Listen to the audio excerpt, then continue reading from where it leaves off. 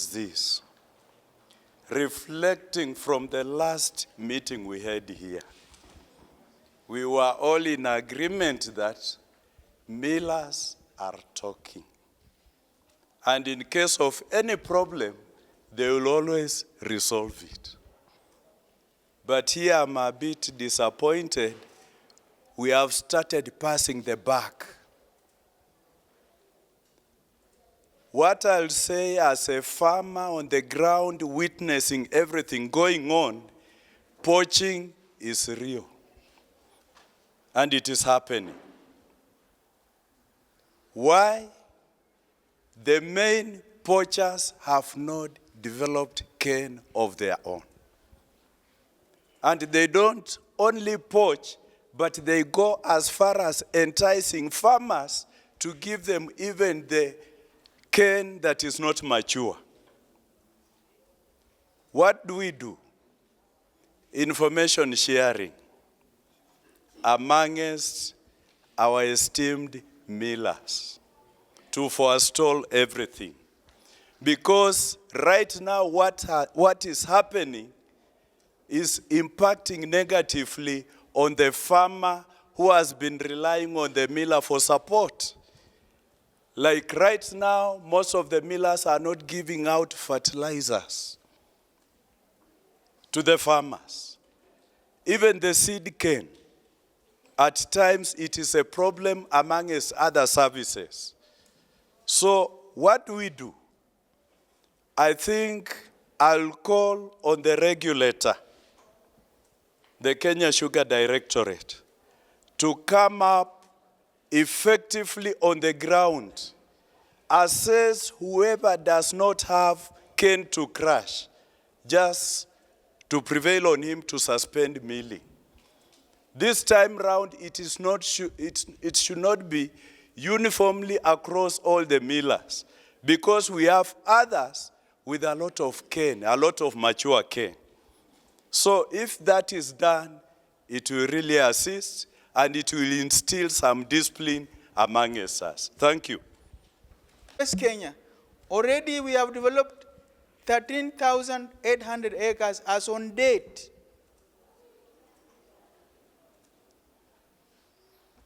In Nigeria, we have developed 22,000 acres of cane. I've heard other millers say that they have developed cane. None of these millers has reached that acreage. So you can see how much we are so geared toward developing cane of our own. But we develop this cane and we lose it to other competitors. It is unfair and a solution must be arrived at.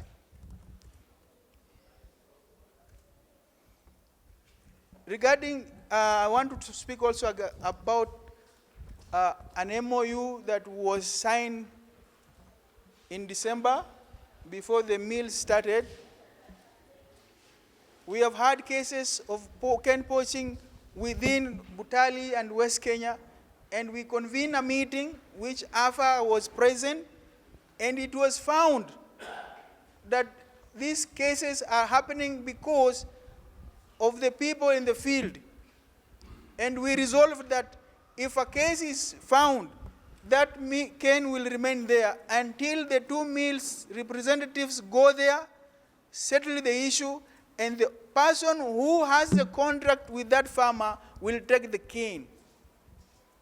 It's a very simple issue, a very simple matter, which can be resolved with our field staff if both millers are cooperative.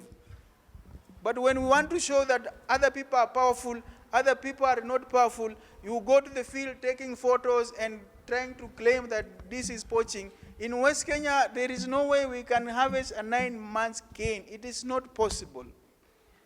It is impossible.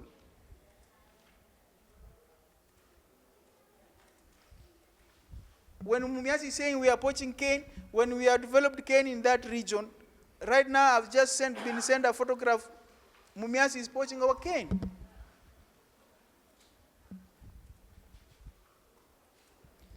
So nobody should come here to claim that he is the right person. We need records AFA, through the regional commissioner, all these cases we have reported to the police. I have reported to AFA. Please find a solution on how to resolve these cases so that every miller is safe, his cane is safe, he can plan his crushing capacity going forward. Otherwise, again, if we live here and nothing is done, we are going to go to the same problem we had last year, and mills will close, farmers will have problems, employees will go home, the country will not get taxes.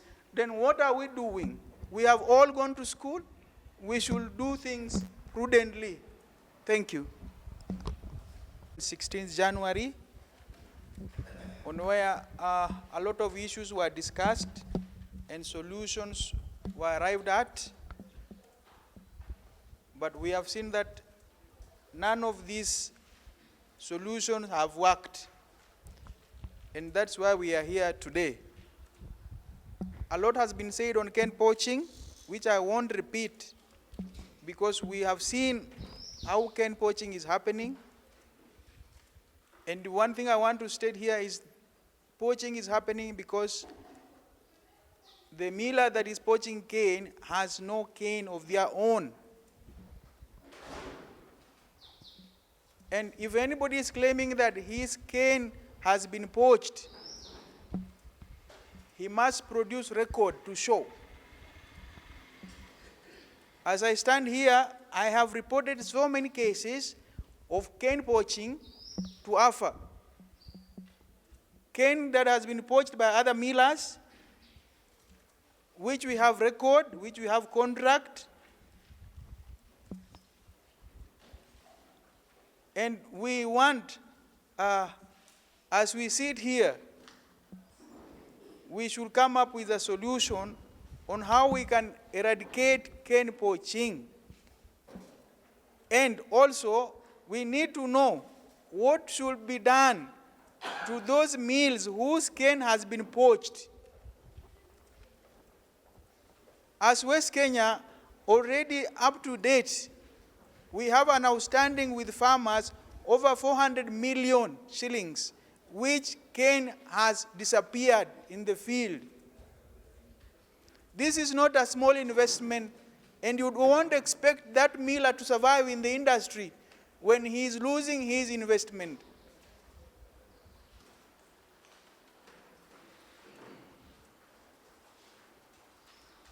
We have heard here that West Kenya is not supposed to draw cane from Halava.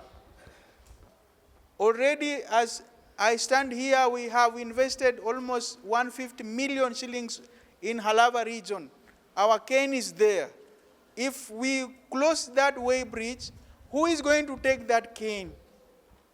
A miller who has not developed cane in the area is going to derive on this cane. Is it fair?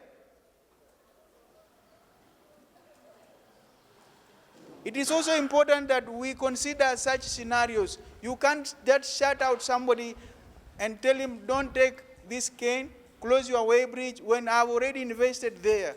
This cane is in my inventory. It is in my inventory, I need to take it. You can't come and close my stock and tell me continue operating. From where will I get the stock? All millers who have developed cane, we know that cane is our inventory, and we have accounted for it.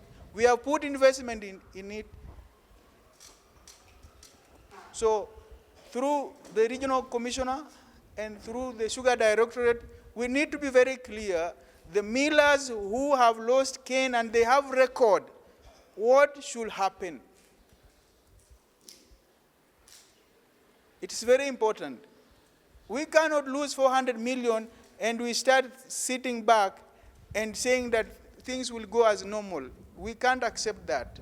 Please give us a solution. And any miller who has lost cane through poaching, and you know who poached that cane, and you have record, it should be discussed and a solution arrived at. Regarding cane development,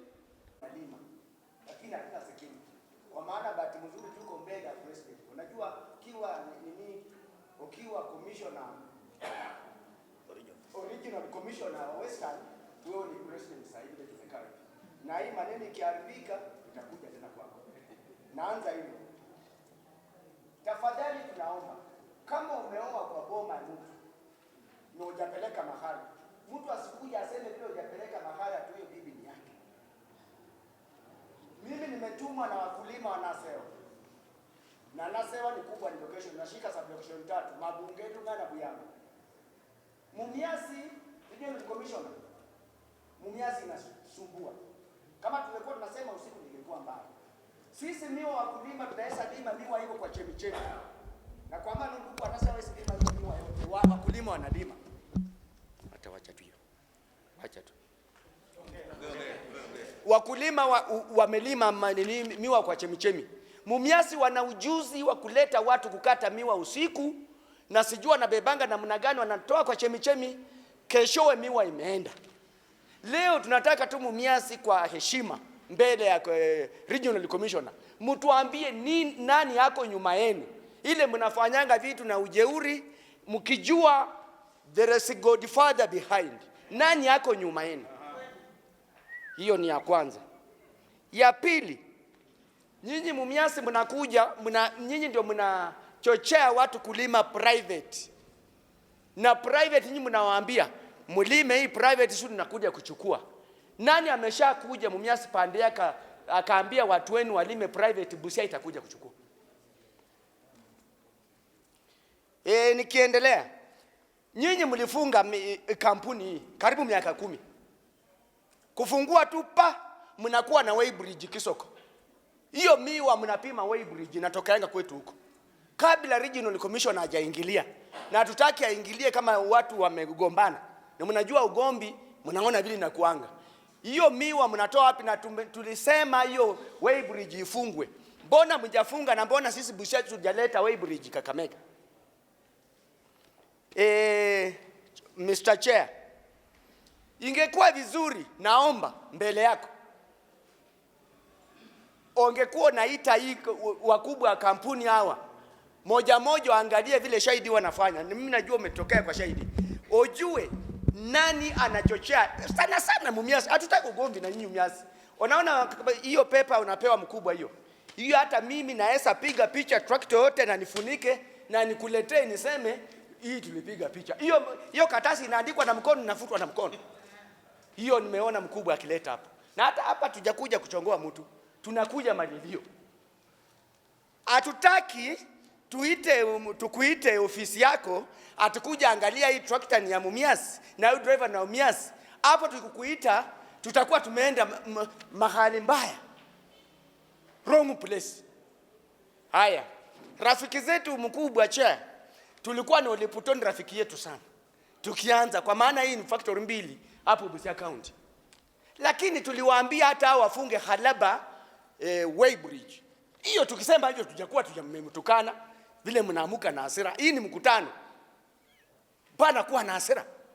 Huko na maoni yako kusema ende funge hiyo weighbridge wa Halaba, kwa maana hapo si factory mnashagia miwa. Hiyo Halaba hapo hiyo weighbridge mnashagia hapo. Hiyo si factory. Sasa mkubwa nduko anasema ngeingi mengi, nikiwa kwa Mlembe na Ukutoi tunaongeanga mengi, lakini hapa kwa maana mkutano yako ika hapa, naenda tu kukaa chini nikisema Mumias iwache kukata miwa yetu ya miezi 9.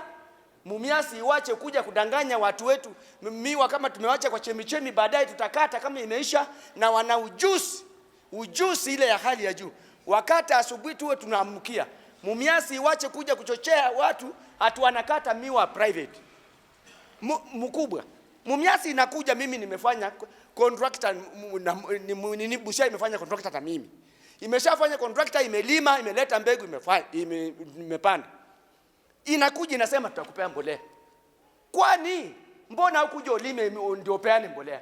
Nakaa chini nikisema ule amesikia au amesikia, ule hajasikia ataambiwa Mumias toa weighbridge Kisoko. Mumias muache kuharibu miwa ya Busia County, kwa maana ni Mumias Sugar na Oleputo, na nyinyi Oleputo mwende mtoe weighbridge Halaba, kwa maana hapo si factory. Wacha niwache hapo, wakulima ni wengi. Thank you.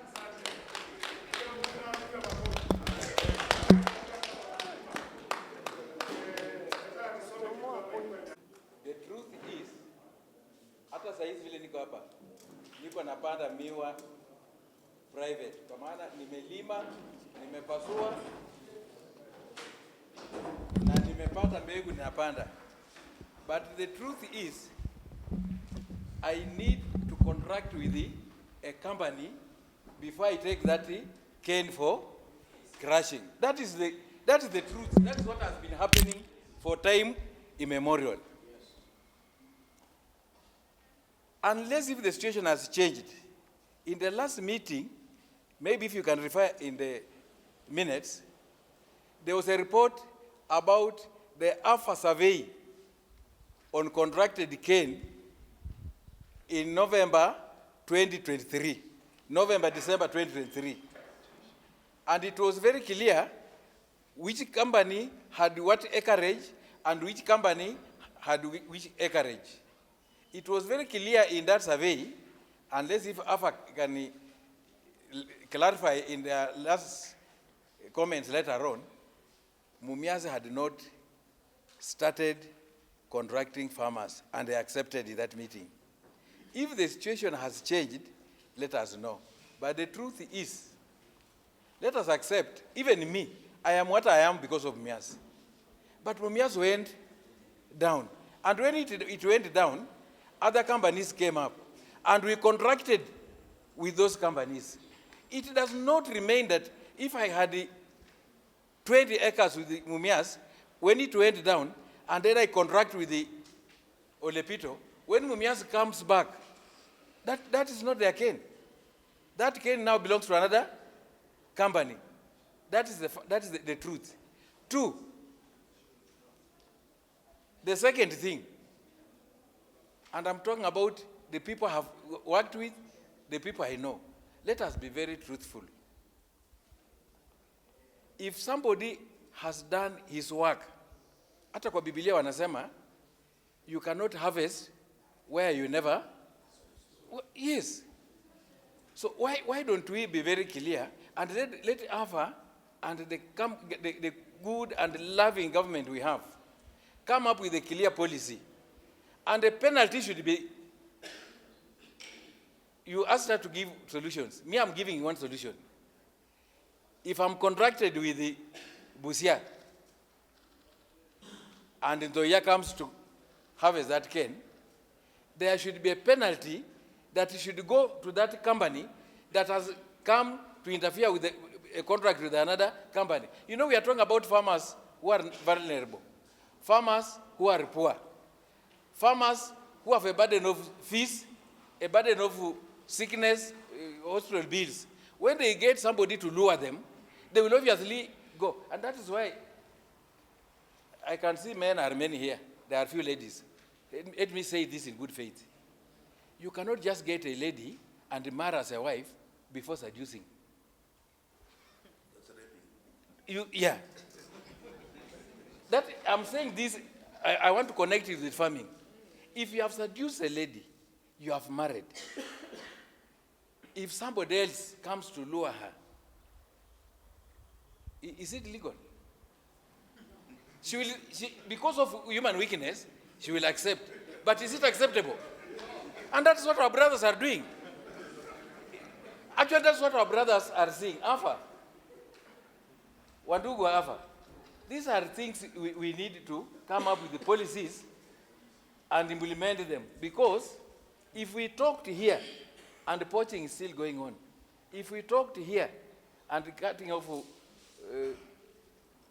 immature cane is still going on, why don't we today here accept, agree that there must be a penalty towards that person who is going to encroach into another person's contracted cane?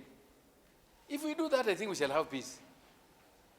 I can have a contract with the Mumias, I can have a contract with the West Kenya, I can have a contract with the Olepito, I can have a contract with the Busia. Come and only harvest where you have a contract. That way we shall have peace. Otherwise, let me tell you, we are going to lose our young men. Because our young men today, mumesikia mambo ya Gen Z, our young men like going where there are problems. I'm telling you, these boys who call themselves here at Badi, wengine wanajiita siku hizi ati kijana bomba, msichana bomba. You know, they want to exercise their ability to of knowledge and the strength where there are problems. When they get Mumias and the Olepito fighting, they go in. And when they go in, you know, Askaris are allowed to use the firearms where their lives are threatened. Supposing an Askari goes there and they turn on the Askari, and the Askari releases a bullet, who will suffer?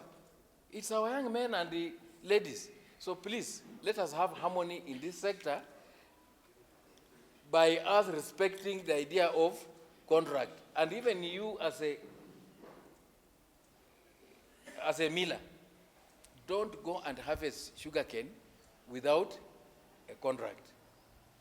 There are people who are just called, come and harvest cane. They go and harvest cane. There's no contract because the person has been lured. The government and the AFA, the regulator, kindly help us. Because that statement that I've given, AFA should actually tell us today, has the situation of acreage under developed cane changed from the one we were told in the last meeting when we were in the Gorofa up there? Because by then, Mumias had not developed cane. Has it now developed cane? Because I'm seeing a lot of cane at Kisoko. There's a lot of cane in the yard at the headquarters. Where is this cane coming from? And as the MCA has said, even if you pass, I want to request, Commissioner, just pass on your way to Bungoma. It is not something you can hide. The sugar cane in the nucleus is very clean, very healthy, very intact, and the truth is, let us first finish what is outside, then we come and operate alone when others are. Thank you for listening to me.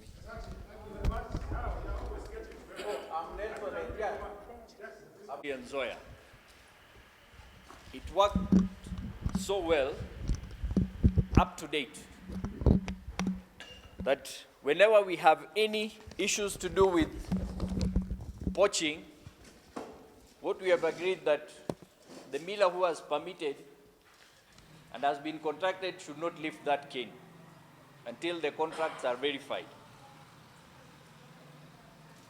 Up to date, 2 months back, we had a meeting regarding the same MOU, just to refresh ourselves, because we were having a lot of poaching cases within the region, where the meeting was attended by AFA officials, just to strengthen the clauses that were within the MOU. And I would like to report that it's working very well for us as the upper region. When it comes to poaching, Chairman, I think you need to work with AFA on demarcation between upper and lower regions. That is where we have an issue, because it doesn't show the actual demarcation on the regions. The other issue is transporters are being used as brokers by some millers. It's a worrying trend. I'm sure Zoya and West Kenya might vouch if they have come across, but we have come across. On the side of cane development, last year Butali developed 7,600 acres. This year we have developed 6,200 acres so far. And I would like to report that since we resumed milling in December up to date, we have enough mature mill cane to sustain us for another 6 months from the forecast we have done. The biggest issue in the industry is that millers don't develop cane, prorating their milling capacities. And that is why we are having this issue of poaching. As a company, we always develop cane on what our milling capacity is. And to date, AFA will vouch that on average we have been milling 2,650 metric tons on a daily basis of mature crop. So, Chair, I think the issue is mainly on the lower western region. They need to sit and self-regulate, because as an authority, whether it is AFA or your office, you're not going to be on the ground 24/7.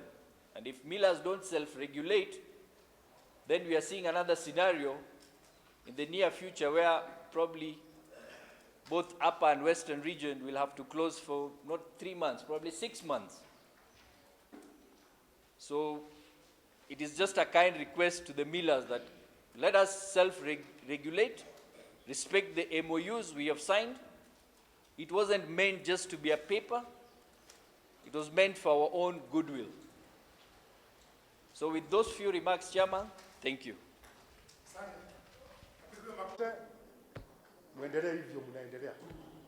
Continue harvesting mature cane. Then there will be no cane in January, and we will all close down for another 4 months. Then kutakuwa na dudu. So tafadhali, it is about self-regulations, and please, our brother in Lower Western, let us get the MOU in place. We'll assist you and close the MOUs. So with those very many remarks, from where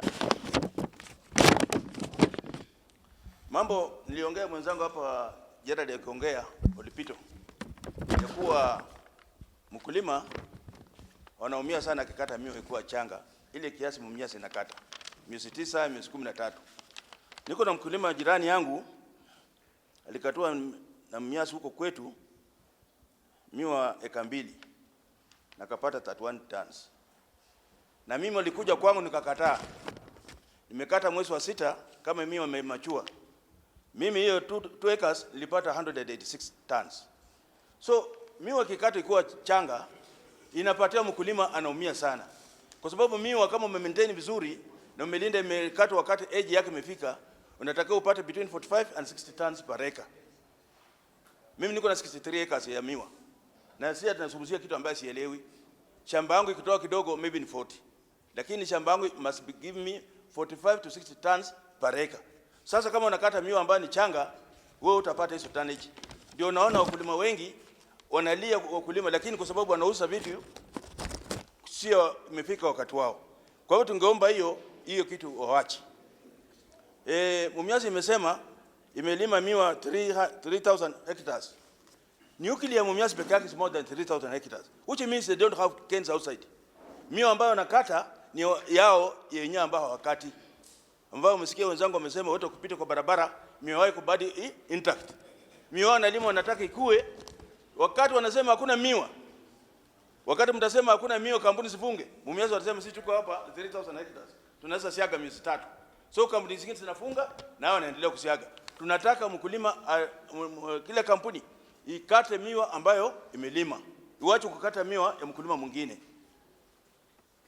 Na makampuni ambazo zinazunguka round. Wakulima saa nyingine wanaenda mambo ya poaching kwa sababu haelewi. Wewe unakuja na mdanganya leo, kesho mdanganya na kula 500 zako anaenda. Sasa imekuwa ni biashara makampuni kuchukua hongo kutoka kwa wakulima sisi. Ndio wakuja ukatie lazima utoe kitu. Tunataka hiyo kitu pia wakulima wakome hiyo kitu. Wahudumie wakulima, waache kujihudumia wao wenyewe. Wako na mshahara mahali wanafanya kazi. Kwa nini wanachukua pesa mkulima iwe ni yao tena? Jambo lingine ambayo nazungumzia hapo.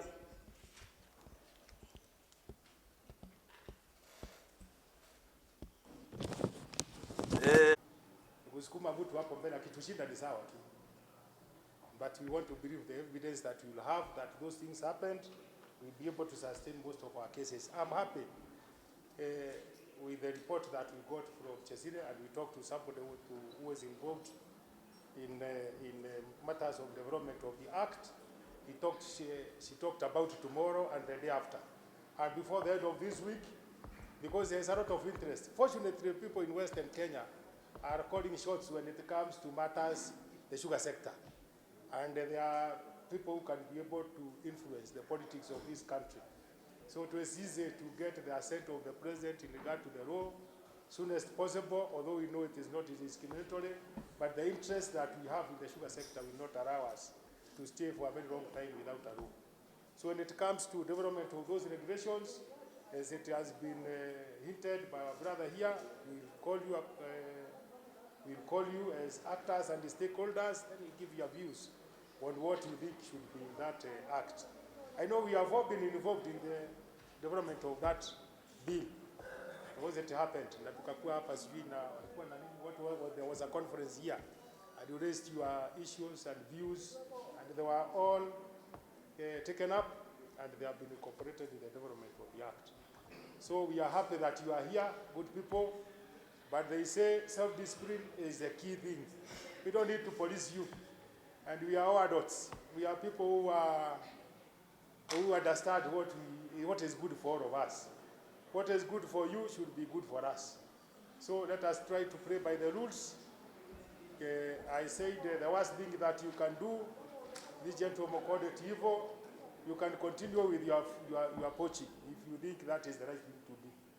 But you should also, when you sit and call yourself for a meeting, you should know that you have done wrong by poaching. Mama mwenzangu amesema watu wanauza sisi ni afa. Watu wa afa ndio wanatuuza. Katika ile bodi yao ambayo inapitisha bei, hakuna mkulima iko ndani. Ya pili, wakati tulikuwa na Kenya Sugar Board ilikuwa inapatia makampuni loan ambayo inanunulia wakulima mbolea. Afa imechukua hiyo jukumu na hakuna kitu inasaidia mkulima. Lakini jukumu yao ni kukata ushuru na sijui na kuonana na Mumias. Jambo lingine la pili, nataka tukiongea mkutano sahihi mjue Mumias is not a government property. It's a private company. Sijui kama mnajua hiyo.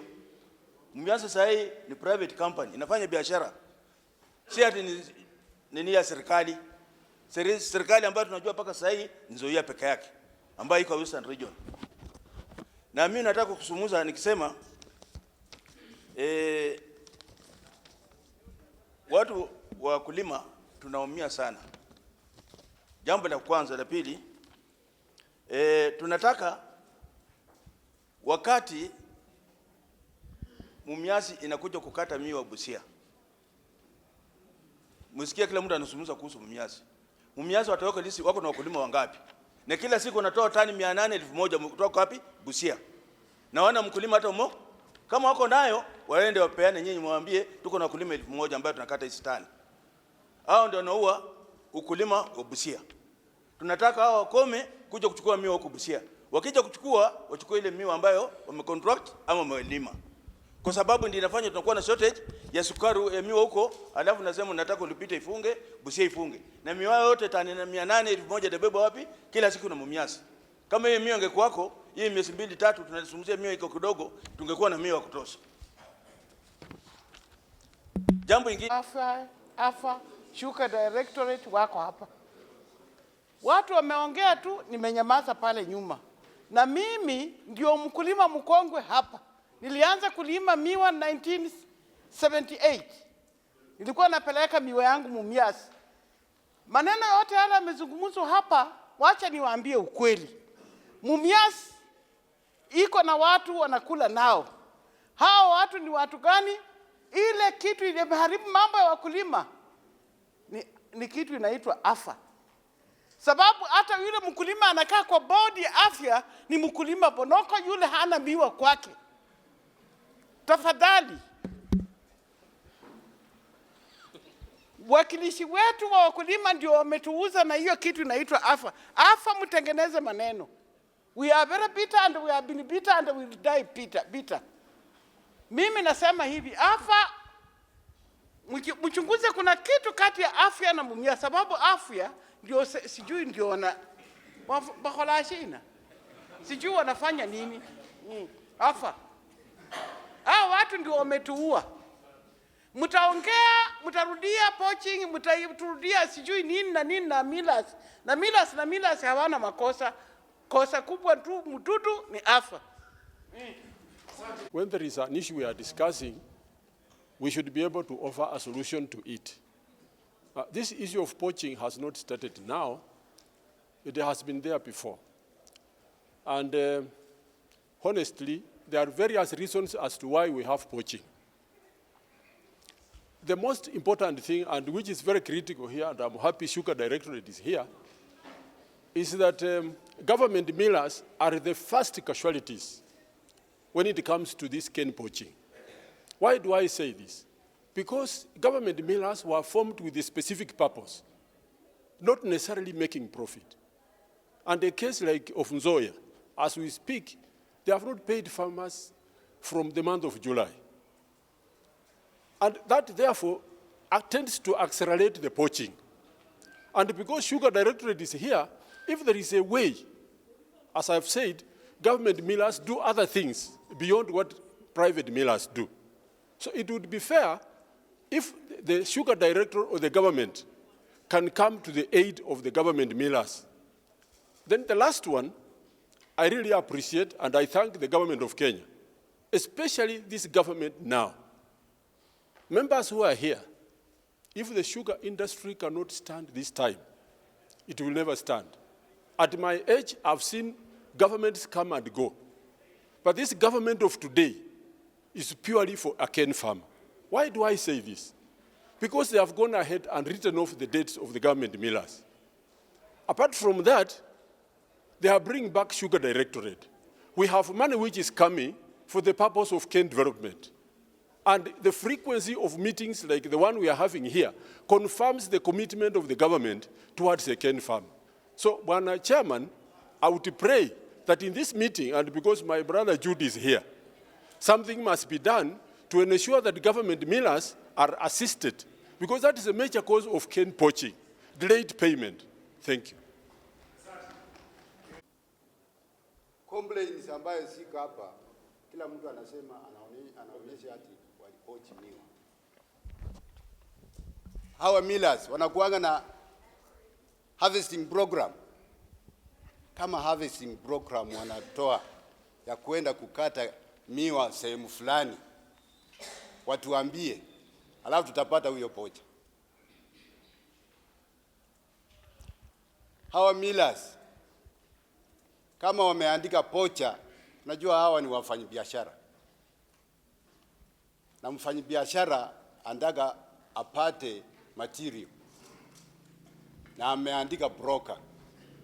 Wakuje peupe waseme hawa brokers,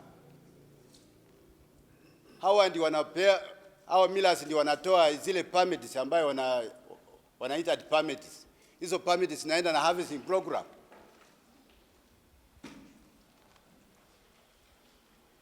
Chair, kumaliza hii maneno ya pocha, mpaka every miller atoe harvesting program.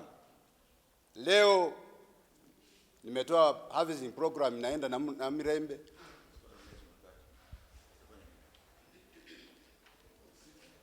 Naenda Busia sehemu fulani. Hiyo ndio sasa mtu akipoach miwa atatoa evidence ya kwamba mimi nilienda mahali fulani nilitoa my harvesting program ya kuonyesha miwa naenda kutoa mahali fulani. Lakini kupeana tu permit, hata nanipa BIM permit na mimi ni broker, naenda huko Kisumu naleta miwa kwa road nimefunika, sio nakuletea kwa weighbridge yako. Tuangalie hiyo maneno, pocha huyu ni nani na anaandikwa na nani. Thank you.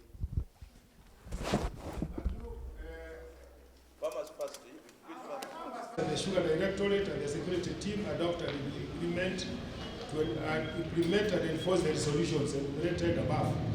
That the Sugar Directorate convenes a meeting of farmers and millers to communicate the above resolutions. So that is a supply contract. We also proposed or agreed that mills must operate within their specific regions with their approved milling capacity. We also resolved that the Sugar Directorate to continuously verify cane available to each miller. We also resolved that we develop modalities for transfer of cane contracted to millers outside respective catchment areas. We also resolved that MOUs by millers in the 5 regions giving specific terms and conditions to be signed and adopted and strictly adhered to. We say transfer of cane between regions be prohibited. We agreed that with immediate effect, all millers to submit to the Sugar Directorate a register of their contracted sugarcane farmers. Again, we resolved that poaching of cane is prohibited and it remains prohibited. The Agriculture Department of all sugar companies to maintain close relations with the neighboring mills in order to amicably resolve any dispute that may arise. We resolved that harvesting of immature cane be prohibited and compliance be punished. We also resolved that the milling capacity of sugarcane companies will be reviewed and approved based on the factual and verified cane availability. Millers who increase their milling capacity without authorization and cane development plans will be sanctioned. State-owned sugar companies must pay farmers on time in order to deter the menace of mushrooming cane buying centers within their catchment areas. With immediate effect, all way bridges, cane buying centers outside millers' catchment area be closed. Any proposal for setting up of way bridges within region to be reviewed by AFA and the miller within that region. KESMA, not KEMSA. KESMA to be consulted in approval of new sugar mills. Then the Sugar Industry Consultative Meeting will be held quarterly. I mentioned that. So those were the resolutions that we had. Shambeleni bure. Hao wanatuma hapa watoto hata hajui kushika spana iko kwake. So tukajiuliza what went wrong with us? Ni nini kilifanyika mpaka ikawa wanafunzi, we have demystified that industry is that skilled neighbor of ours, our neighbor who is training a skill that our students need. The people who are doing poaching are the brokers. So we don't know. What we are yet to understand is, are they working with the farmers or with the factories? Maybe when we meet the next time, we'll have known that. These poachers, are they working with the farmers or the factories? And if they are with the factories, do they have contracts with plot numbers? Maybe no. So maybe, just think around that. I have not said anything about that, but you have gotten the message. So think around that one, so that you don't engage poachers who are likely to bring war to your doorstep. Deal as a factory with the farmer, and you'll be very clean. So if the farmer is content with that one, there'll be no complaint. But now, if like the case in Busia, where a factory sent some people to harvest cane, but they went to a wrong shamba. In the new law now, the directors of that factory, plus those who were sent, will have to go to court in the new law. So let's not be the first ones to go to the election. Next one, so we have to return all the officers back to the station. And I would like to sympathize with the most of you. Almost all of you called us. All the millers called us. I've got a tractor here with suspected poached cane, but there was nothing in the law to assist you people. The only person who could have made that case well was the farmer. But no farmer has ever complained of stolen cane. So when a miller complains and the farmer who had the cane is not complaining, then the law was just there, because we could have gone to other laws outside the Sugar Act to deal with that particular person. We only had one case in Busia, where people went to a farm at around 6:30 p.m. and they were trying to cut cane, and we made arrest of those ones. Because the farmer, I think they were shown the wrong shamba. So we had to arrest them, and they were charged in court. However, for all the things you called us, we cannot do anything. But I'm saying I'm sympathizing with you. So you had to leave the tractors again after arresting them. The law was designed to fail. There were no penalties in the 201 Sugar Act. No penalties. But however, nothing has been lost, because we will be in this industry for the next maybe so many years to come. The new law is giving us some direction. It is providing some offenses and penalties. And we hope that it comes into force today or tomorrow, so that we can be able to assist the millers who are complaining of poaching, because the aspects are all here, as we say. So I don't have to belabor. I just only know which factory, then we arrest those directors. And more important, to assist the farmer. Because when you harvest immature cane, the return for the next harvest will not be as that of a mature one. So if you are expecting in the second harvest around 70 tons, maybe you'll get around 15 or 10. So the farmer continues losing for that particular season. So the laws are there, and we are going to enforce once that law has been signed. And all these problems, I think we are going to reduce by more than 75%. So don't become the first one in our place as a factory. Let's start today practicing that one. Because we don't want to be punitive. We want our industry to prosper, and we offer you that conducive environment to do that business. But when you start now arresting people, charging them in court, it may not be good to us, even to you as millers. For the poachers. Jero Peter, and maybe in addition to that, when we come to the stealing of cane, leave that one to me. We will take care of the thief.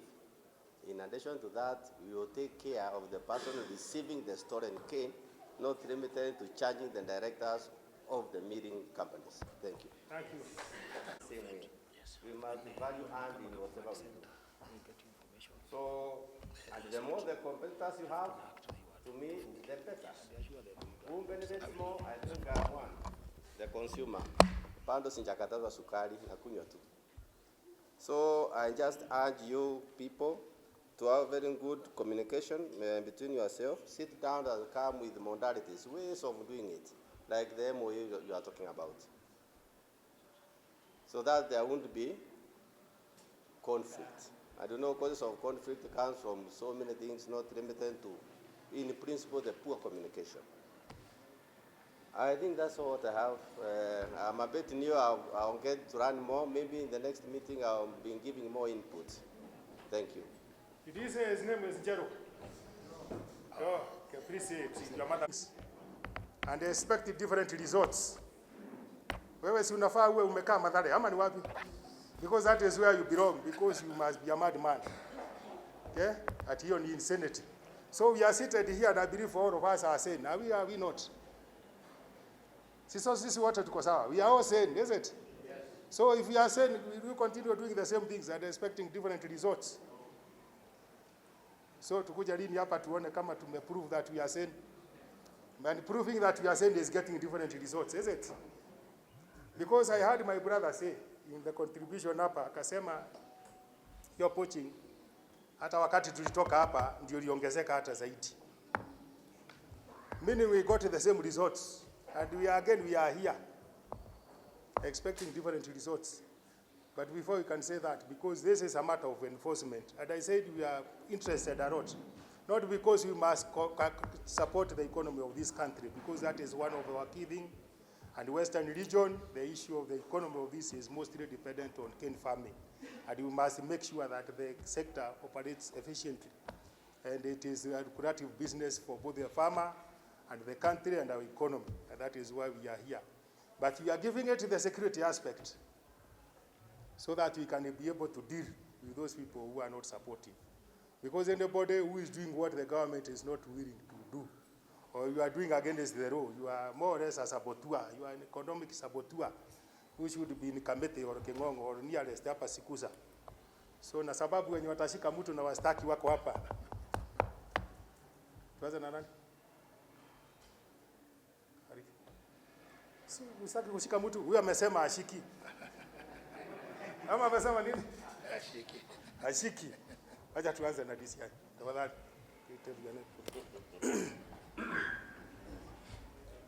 Thank you, sir. Habari yenu. Let me say this, that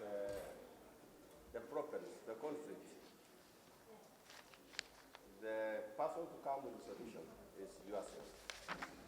Because what I'm seeing in all this is lack of communication, how to do it. If all the mirrors and the farmers cannot even run away from a broker, if you can sit and agree on how to do it, it is doable. Harvesting of immature cane is an incontinent. It is in the same way you can be harvested when you are young. And this one happens maybe because of greed. That can be one. The other thing, the reason could be somebody wanting to edge one another out of business. Remember, business is a strategy. Of course, it is limited. It is limited, and you know the limiting authority on the competition that we have with one another. I don't want to believe it's not your desire to edge one another out of business. But of course, as the chair said, at night. I remember the previous times we had said the latest we want to see tractors on the road, ferrying cane from the farms to the factories. In the previous time, tulisema sangapi? The previous meeting we had. Najua wenye wanasema 6 hawakuwa kwa hiyo mkutano mwingine. Mimi najua ni nani walikuwepo tu. Tulisema sangapi? Walisema there could be a breakdown ya tinga, sijui nini na sechelewa kidogo. So we settled for what time? 8, is it? We can still go by 8, is it? So the latest we want to see those trucks at night.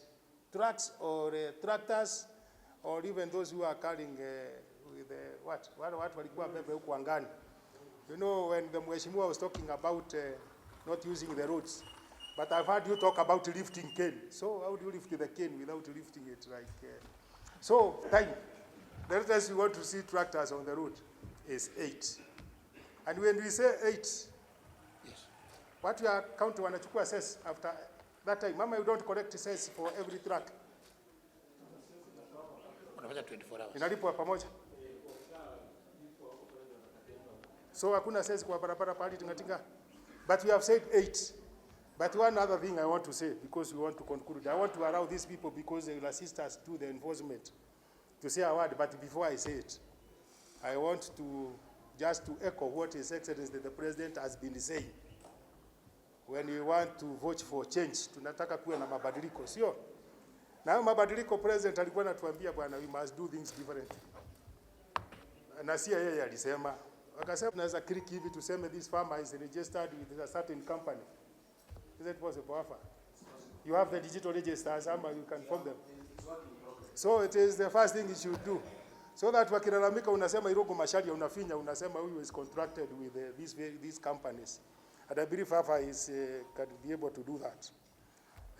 That harvesting program, I think ilitajwa na mtu ni ya muhimu, so that we know where you are going. So hizo wakipata, the better for us. I don't know whether you talked about subsidized fertilizer, because there is that issue. You talked about it. Yes, maybe I was saying a player. I did not hear you talk about it. Okay, so digital farmer registration. Then we have talked about the MOUs and saboteurs for Zoya and Mumias. Look out for that. Okay, the saboteurs they were talking about. And I was asking myself now that our Mheshimiwa is here, Mheshimiwa MCA, what is the role of the county government in all this business, poaching and harvesting of immature cane? Wanaweza kutusaidia na mnani county governments kwa hizi mambo za miwa? Watatusaidia aje, tuwaingize wapi kwa hizi vita dhidi ya hizo? The issue of immature cane harvesting and poaching. So can you are partner in this one? So tutasaidia na mnani hapo? Tatunga sheria ama tutafanya nini? What should we do? Yes. But we do collect the data of farmers according to the type of the... Haidu kukata miwa yetu within 1 week tunapata pesa. Kitu ya pili nataka kusema ya kwamba throughout hii shida tunaona ya poaching hii inakuja kwa sababu farmers sisi tulikuwa abandoned kwa muda mrefu, tukang'oa miwa. Wakati kampuni serikali imekuja kuanza to revive sugar industry, ile maneno matatu kuleta sugar industry kue, that is the time wakulima wameanza kuja kuona ya kwamba turudi kwa miwa. Kitu ya kwanza, wakati wa mkutano yetu ya kwanza ile tulikuwa nayo hapa, tuliagria kwamba millers waende wasaidie wakulima wapande miwa, which is very good. Ya kwamba mimi nikiwa Mumias Sugar Company, wakati ya kwanza ule hatukusikia hapo kitu inaitwa poaching. Reason ilikuwa mkulima akiwa na shida, kampuni ilikuwa inakuwa karibu na yeye inamsupport. Kama ni school fees, kama ni kitu gani tulikuwa tunapewa wakati huo. Saa hii our millers ni kama kwenda kupata ile imekuwa tayari, ama saa zingine kutokuwa watulivu. Saa hii tumeongea hapa mambo mingi kufatana na mambo ya poaching, lakini kwangu mimi naona the farmer is not satisfied. The farmer is not given services. For example, mkulima amekuwa na miwa hajapata mbolea, amepalilia miwa imekuwa ijakuwa vile inatakana. Mwisho mkulima huyu anakuja kuuza miwa, ile pesa anapata saa zingine. For example, wakulima wako wenye walisupply miwa yao kwa factories wajawahi lipwa. Unataka huyo mkulima tena apeleke miwa huko, huyo mkulima atakuwa mpya anadai hiyo kampuni, na saa hii anataka tena alipo. So tuongee hii kitu tukiangalia hapa, wasaidie wale wakulima wanadai hizi makampuni Mumias na Nzoia walipa wakulima, kuje kwa zero level.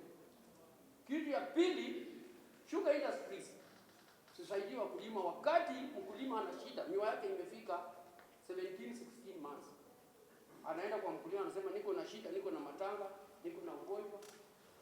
Kampuni iwe tayari kusikiza huyo mtu, usimwambie miwa yako itafika kukatwa. The farmer is tempted kutafuta another alternative, which is poaching. If that is put into consideration, mambo ya poaching itakuwa hakuna. Hii mambo ya poaching imekuja tu, lakini zamani sisi tukiwa na Mumias na Chemilis hatukuwa tunasikia kitu kinaitwa poaching, because millers walikuwa karibu na mkulima. Haki ukiwa mkulima apigwa makofi. Hapa.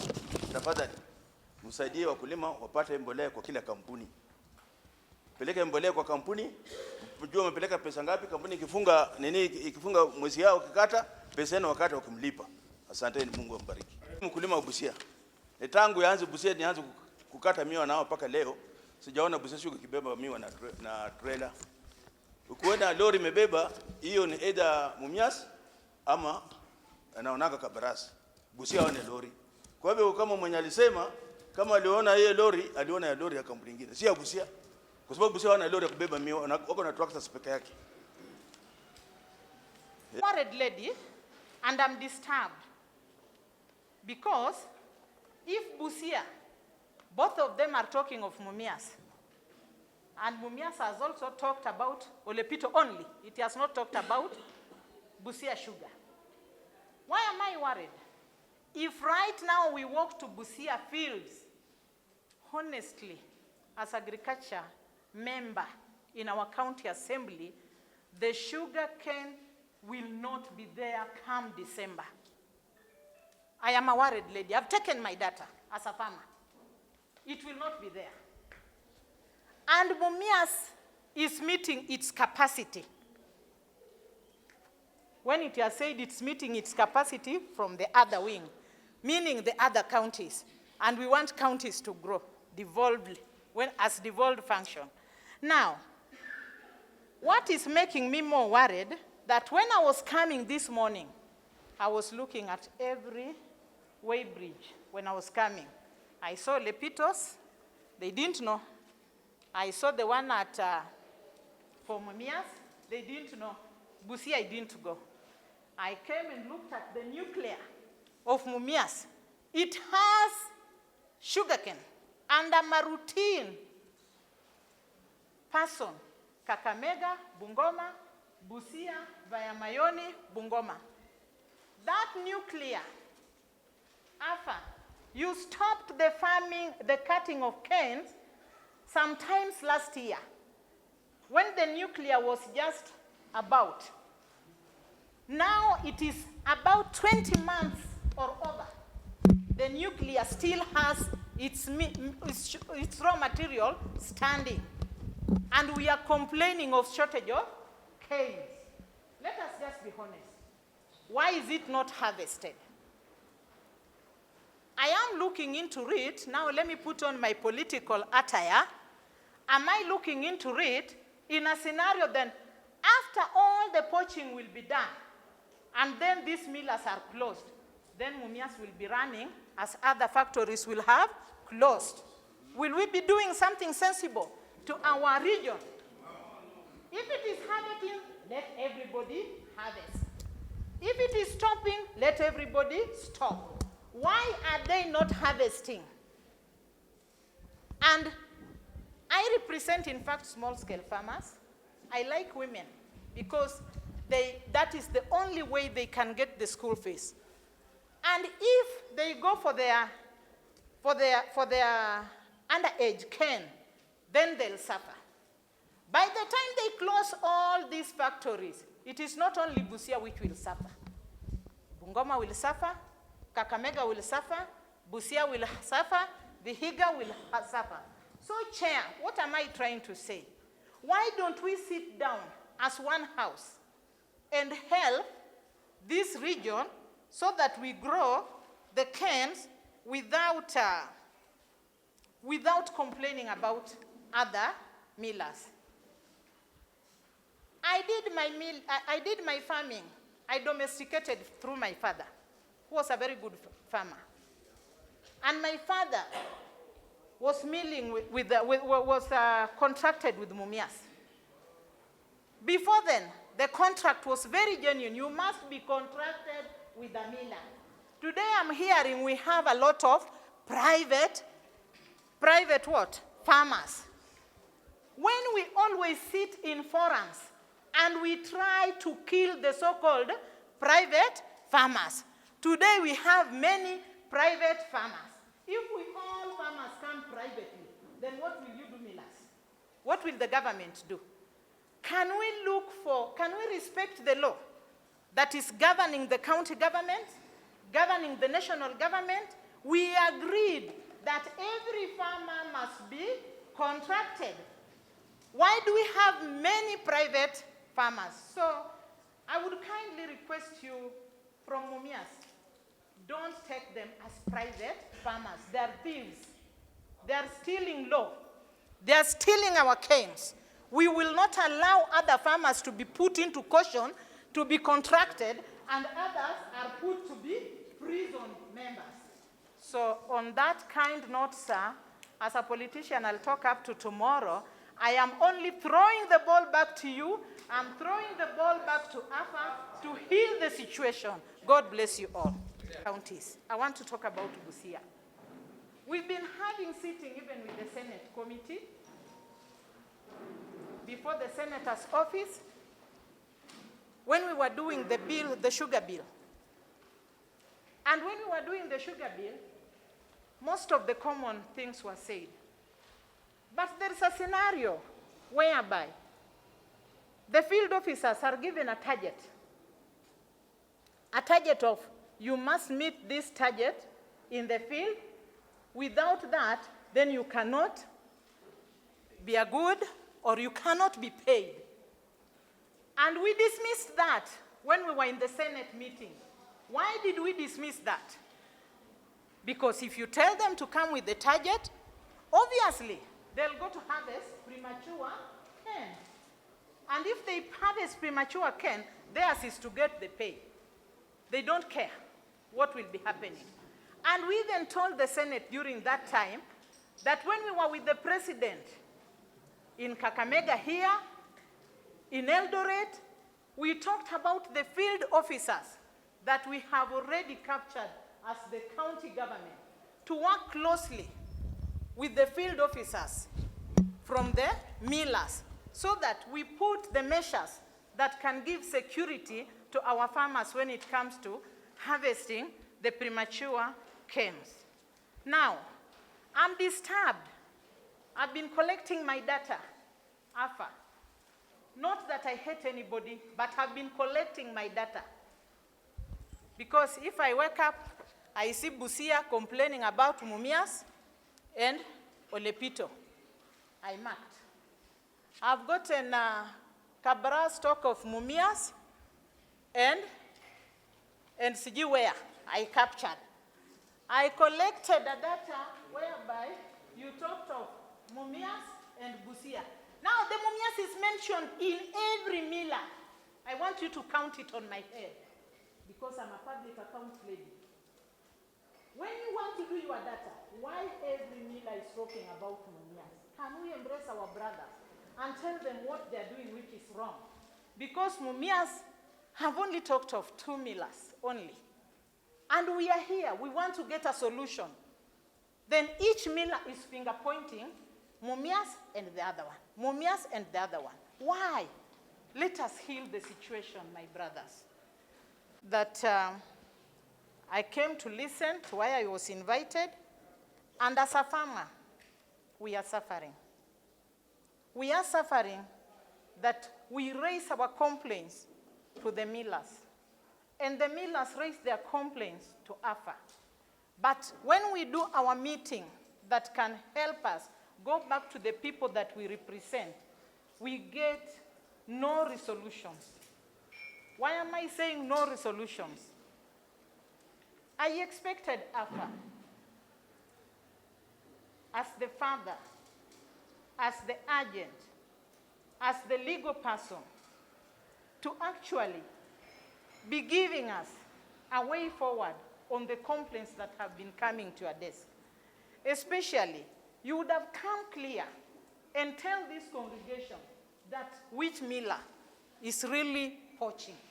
But you've left us just there, silently. Now the millers are complaining among themselves, and you've not given us the data of the complaint that how many millers have complained against another miller, which can give us an indicator that can help us put a measure to the millers that are poaching. I'm also a worried farmer because AFA, if there is a complaint, then you should visit the weighbridge to ascertain the premature canes that are being taken. We could have a solution today to enable our counties and our region move. I want to thank Mumias. You've given a list of farmers today here as we are seated. And I can hear complaint of this other group taking my farmers, this other group taking my farmers. Why don't that list that you've given to the sitting today be shared among other millers so that they go and counter-check if there is any farmer that you've captured that belongs to them, let them also give you their list. We will be healing a situation. But a scenario whereby a list is given, the other millers doesn't also give their list, and it is not, they don't even cross-examine to enable us heal the situation so that farmers, we should know that we belong to which miller and what are the measures that are put in front of us to do the farming. I want to thank this sitting, and I'm a worried farmer in this scenario. I want to talk about Busia. I want to thank this sitting as a farmer from Busia County, and I want again to reintroduce myself as a honorable member of the County Assembly of Busia and a member of Agriculture Committee. Today, I was so happy to see a meeting that is embracing the county government as per the devolved function of the county. How I wish in all meetings that all the county government in the Department of Agriculture should be embraced so that we walk the talk. I'm saying this because in most sittings, you will get the national government members coming to sit with the farmers when the agriculture is devolved. So thank you today, the chair, that you've opened up, that you will be extending your invitation to the county governments of this region. I would want just to mention one thing. We have been, when we said we didn't want the issue of zoning, we were put into particular zones. I've heard millers talk here, but it's unfortunate. We on the upper side, we are now getting millers from the lower bit.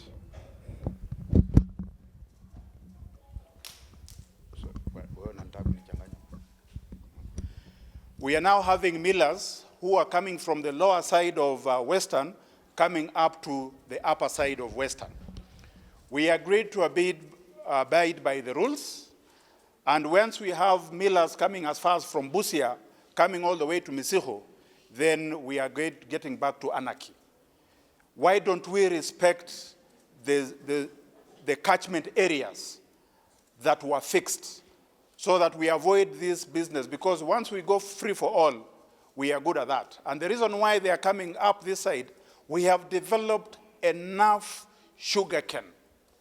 We are milling sugarcane up to the age of 22. We have not even reached the age of 18. We are struggling. Farmers are asking, they want that. Now, the people who have not developed their cane, can they stop coming to our region? Because they want to bring in confusion. And that one is going to cost us, because as my colleague who has just spoken here, the millers who are supposed to assist us get the fertilizer, get the seed cane. Already they have stopped the harvest, the weeding advance is not being given because of that fear of poaching. And now we are seeing trucks coming as far as Busia, coming all the way to the Naitiri zone. That is unacceptable. We call upon the regional commissioner, we call upon the Sugar Directorate to intervene, and we stop these funny games that are going there. Coming here and saying things and doing things differently on the ground is unacceptable. Thank you.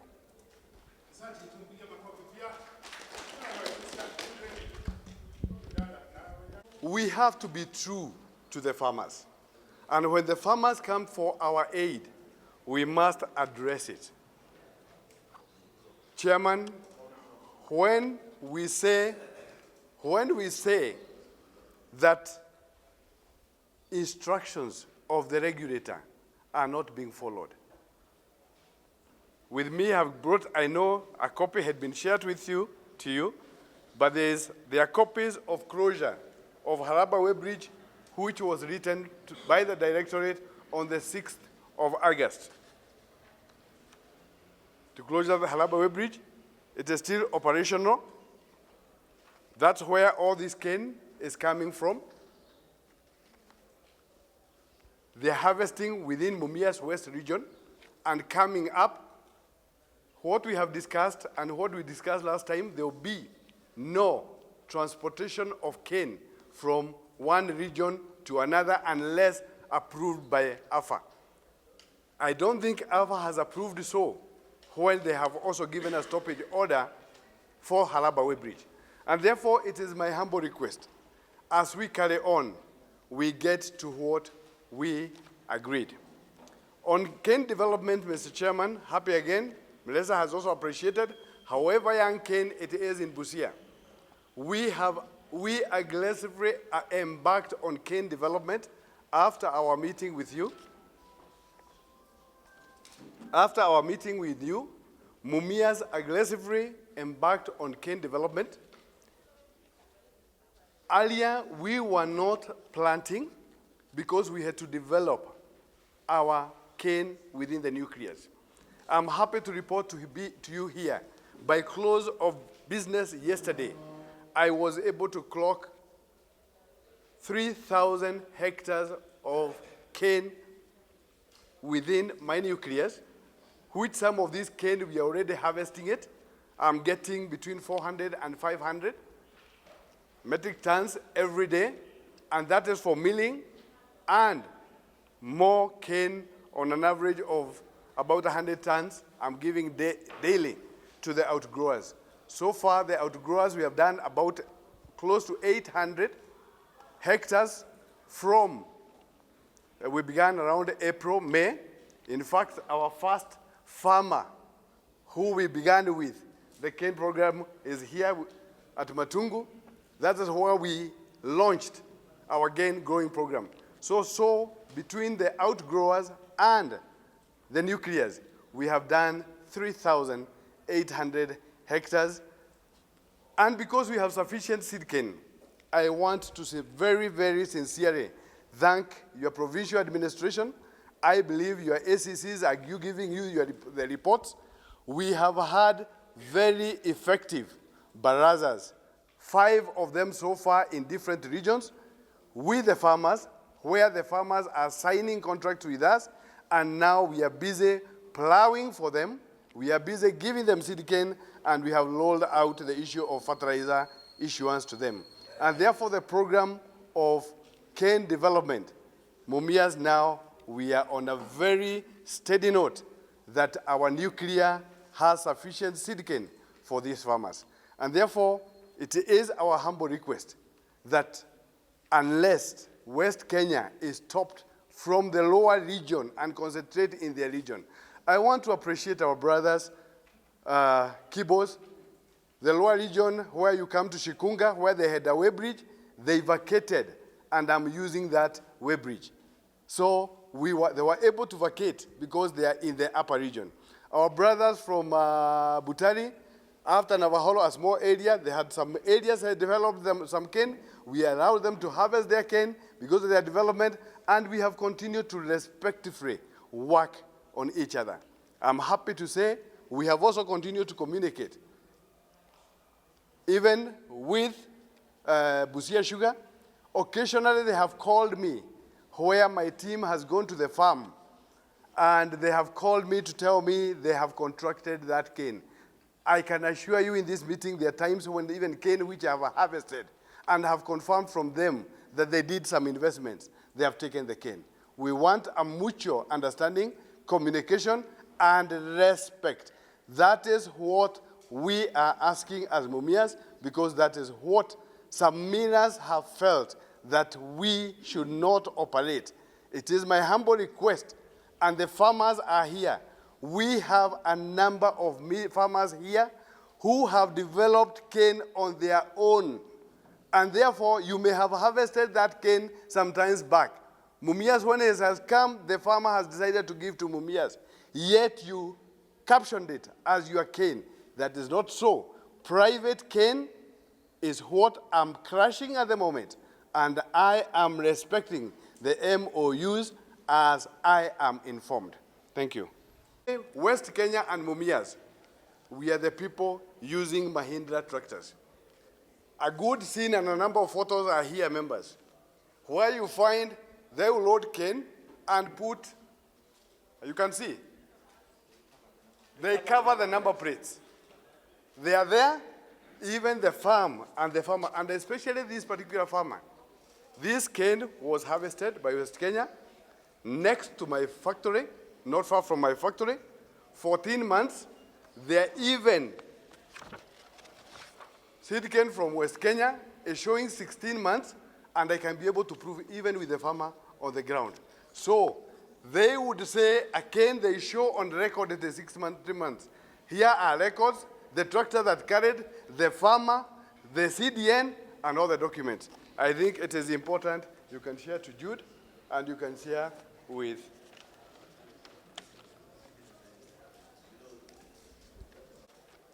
Chairman. It has been mentioned here, and I was happy recently through one of the stations in Busia.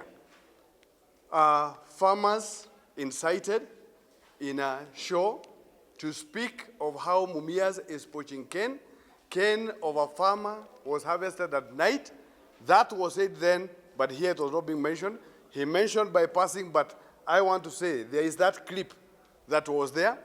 And I am happy to say, in that particular region, we are having Busia, Mumias, and Orepito. It would be important such a farmer is able to report. You don't go to a media station and say your cane was poached at night, carried at night. You are not reporting to the police. And you are saying from the neighbors who had not slept, they saw the tractor at night, and the tractor looks like Mumias. I think, gentlemen, we all have gone to school. Let us go beyond that. Chairman, I want to show you another photo here. Head of Operations and Administration of Mumias Sugar. I want to begin by appreciating this meeting. Chair and your team. Yes, we agreed last time we were to have meetings in short intervals so that we are able to review or do a postmortem on what we had agreed. I want to appreciate the speakers that have spoken. Others have spoken very, very true. And others, I want to start by saying I'm not clean. Not clean because I would want someone else to tell me of my actions on the ground. I want to appreciate what Marisha has mentioned from Busia Sugar. We did have a meeting in Busia. First, we had an MOU that was signed in Kisumu, which Orepito by then had refused to sign. And I believe after a heavy discussion in front of the office of the PS, was said no meeting was to go on before they could sign. And therefore, that was one fallback that, as they say, they are millers or people who feel they are beyond or they have a protection. I think that's a very wrong connotation. And the other MOU that we were supposed to meet and discuss and agree, Malaysia has also mentioned very, very well, we were to meet and agree, but on condition. Number one, from the previous meeting that we had in your office, and a number of meetings we have had with Alpha and other, even to the office of the PS, we were to have Halaba Way Bridge closed.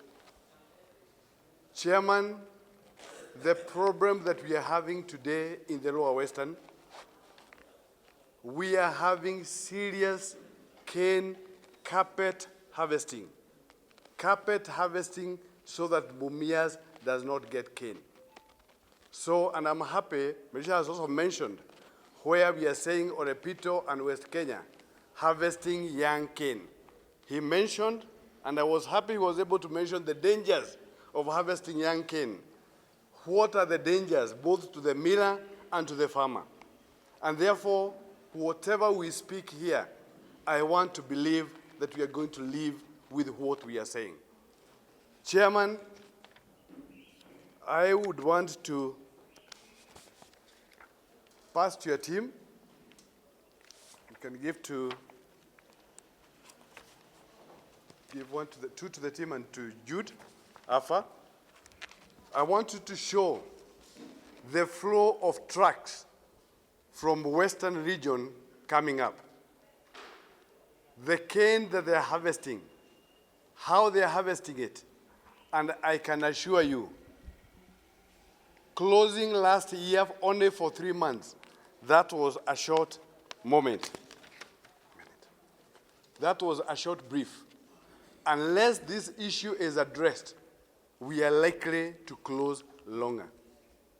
And when we are closing longer, what West Kenya has continued to do is to spare cane within the region.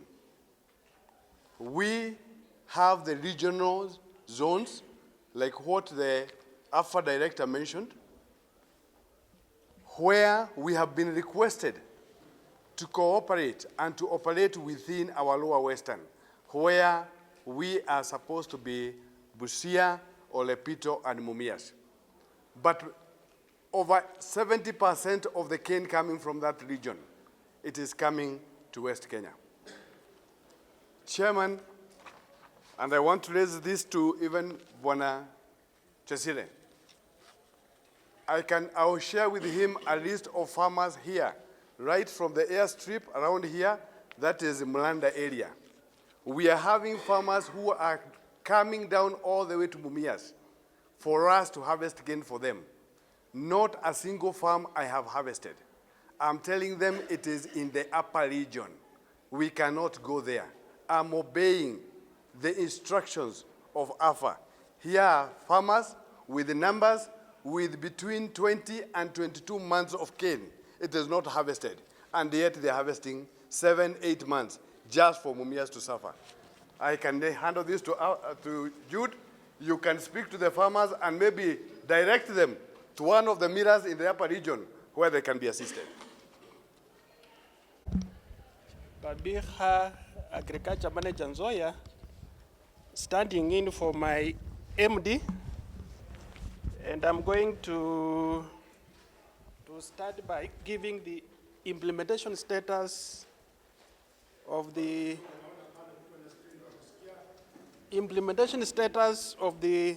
resolutions made during the meeting that was held in January.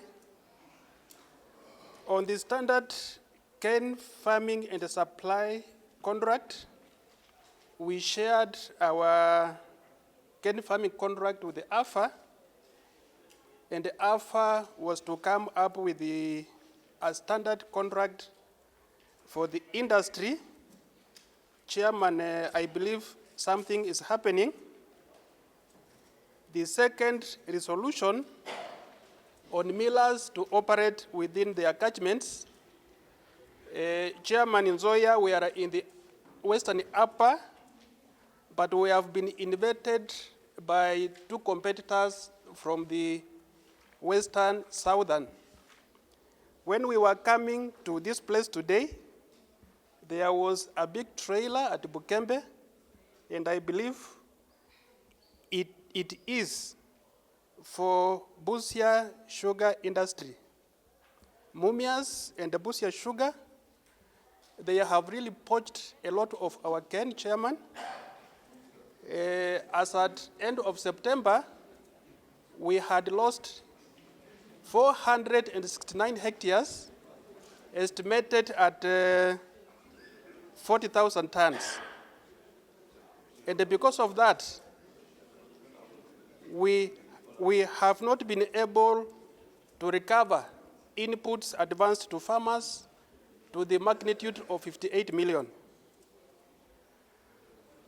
On MOUs, Nzoia, we participated in the drafting of MOUs with our competitors in the Western Upper catchment.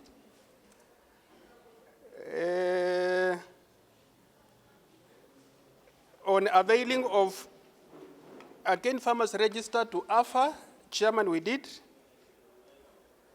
Immature cane harvesting, we have been very observant. We have ensured that young cane is not harvested for milling, let alone for seed cane. Milling capacity, we have been able to operate at 50% of our milling capacity, and that one was in line with the available cane. But Chairman, with the inversion of our competitors from the lower catchment, the available mature cane is being affected in a big way. I request that when we leave this sitting, we get a fair solution for Nzoia. Farmers' payments, it came out, yes, and I'm happy to report one of the reasons why my MD has not come here. He is having a meeting with our board of directors to address that issue. We have a plan, and our farmers are going to be paid on time. Chairman, on matters cane development, our target is to plant 2,500 hectares for the current season, and the progress is good. So far, we have done 1,000 hectares, both in our nucleus and the outgrower sector. Poaching has been witnessed where brokers use lorries. People with illegal jaggeries also poach cane, even from our nucleus. On self-regulation, we have had good engagements with our brothers, Butali West Kenya, in case of any issues, we've been able to amicably handle those issues for the good of the catchment. Thank you.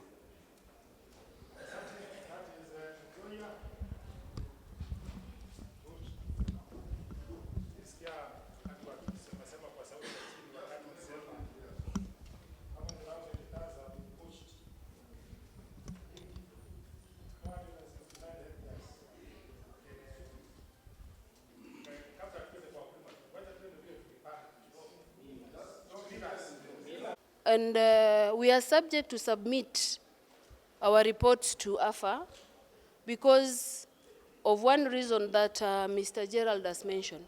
You realize that a farmer will come, we do development, but at 6 months, this farmer has an issue, he leases that field to another farmer.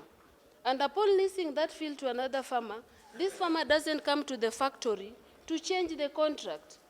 The contract still reads the name of the contracted farmer, but this farmer has already leased the farm to another person.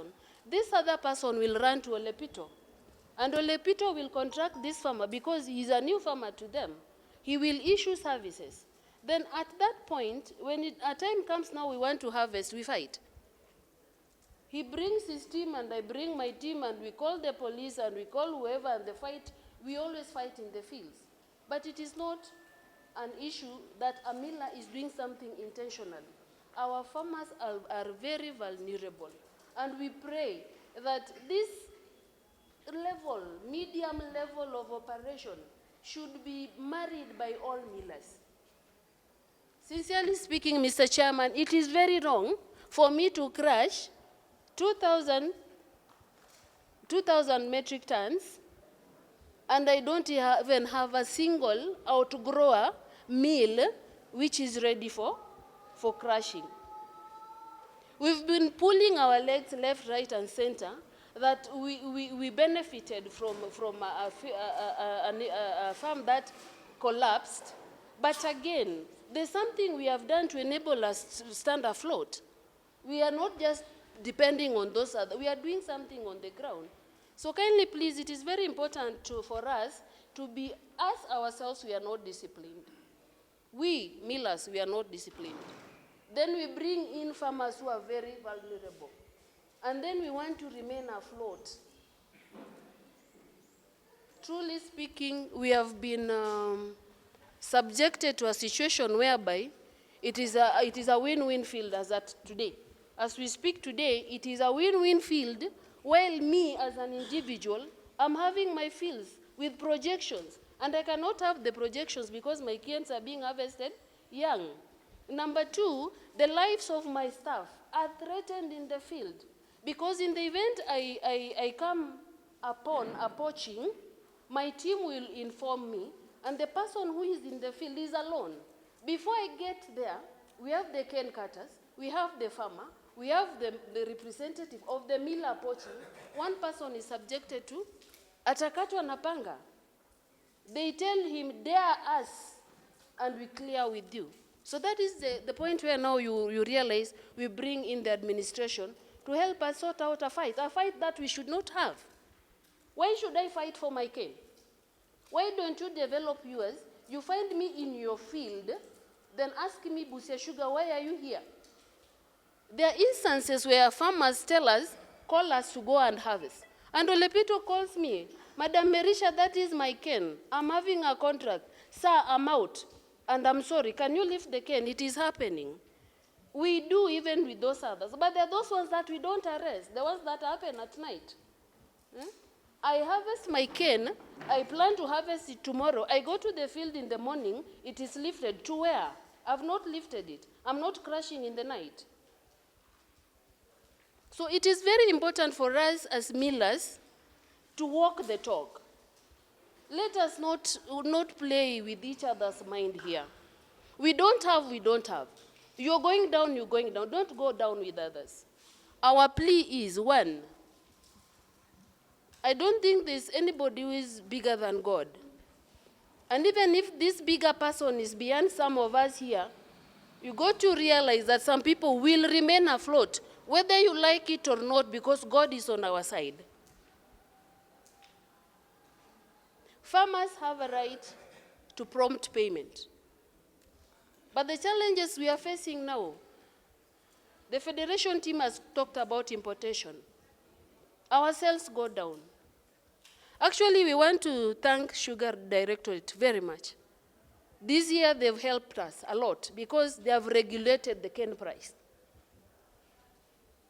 Mr. Gerald, today, we would not be even having what to mill within our capacities.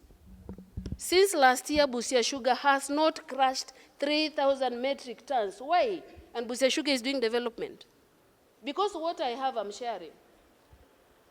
Okay, whatever little we are fighting for in Lower Western, the privately owned, which is 30%, Mr. Gerald is also sneaking it to West Kenya. So mimi Busia Sugar nangangana hapa katikati. Yangu na share na Mumias. Holy. Actually, they take almost 60% of my cane. Because they went down and I came up. So I'm paying for that sin. Was I there then? So please, our plea is, our friends said they are going to do development in Busia. That development is not even 3 months old. If you take statistics today, Olepito is not crashing its capacity. I'm not crashing my capacity. But our competitors are crashing to their capacity. The canes that they are getting from Busia, when did they develop? That is my key concern. We said we wanted a very free playing field ikuwe tu sawa. Lakini why don't we develop? If you don't have, please, surrender. Say I'll be down for 2 months and then I come afloat. We cannot go down because today, Mumias is not having cane to crush, or Olepito is not having, as we have. So respect should be maintained. And when an issue has been passed, it is not an individual thing. Our ministers were very neutral. If our competitors were true to what we speak, we would be having an MOU here today. But we cannot have an MOU because they don't have cane. It's when they are developing cane. So that MOU has never been and will never be until they develop their canes. Thank you. Busia Sugar Agriculture Department, allow me to take this opportunity to say thank you for once again. Very much clean. Team, it is very sad that we sit, agree, and we don't implement. The key issue when we last met, I think my colleague has mentioned the issue of poaching. It is still rampant. And today I want to make a very loud voice because I'm hurting more. I'm hurting more because I've not stopped developing cane in my area. I'm hurting more because I'm unable to crush my developed cane because it is being poached. I want to talk about the issue of MOU. We had agreed on bringing up an MOU amongst the millers, and more so, Lower Western, we don't have an MOU. Why are we not having an MOU? And it was a directive. We have had meetings, sir, and we have not been able to have a final meeting to enable us sit and make an MOU and submit it to the directorate. In our last meeting, we had a meeting as Lower Western, where Olepito and Mumias was present. We circulated the minutes, both to Olepito and Busia Sugar, and forwarded the same to Mumias for acknowledgement.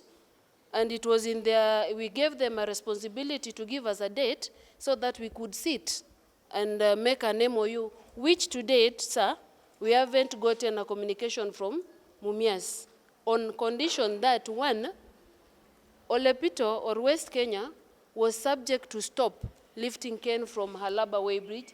That is one. Number two, Olepito was to stop harvesting young cane. So, Mr. Gerald, that is the reason why we haven't had a meeting to make an MOU whereby we'd request, while here today, we can get a way forward in regard to the same.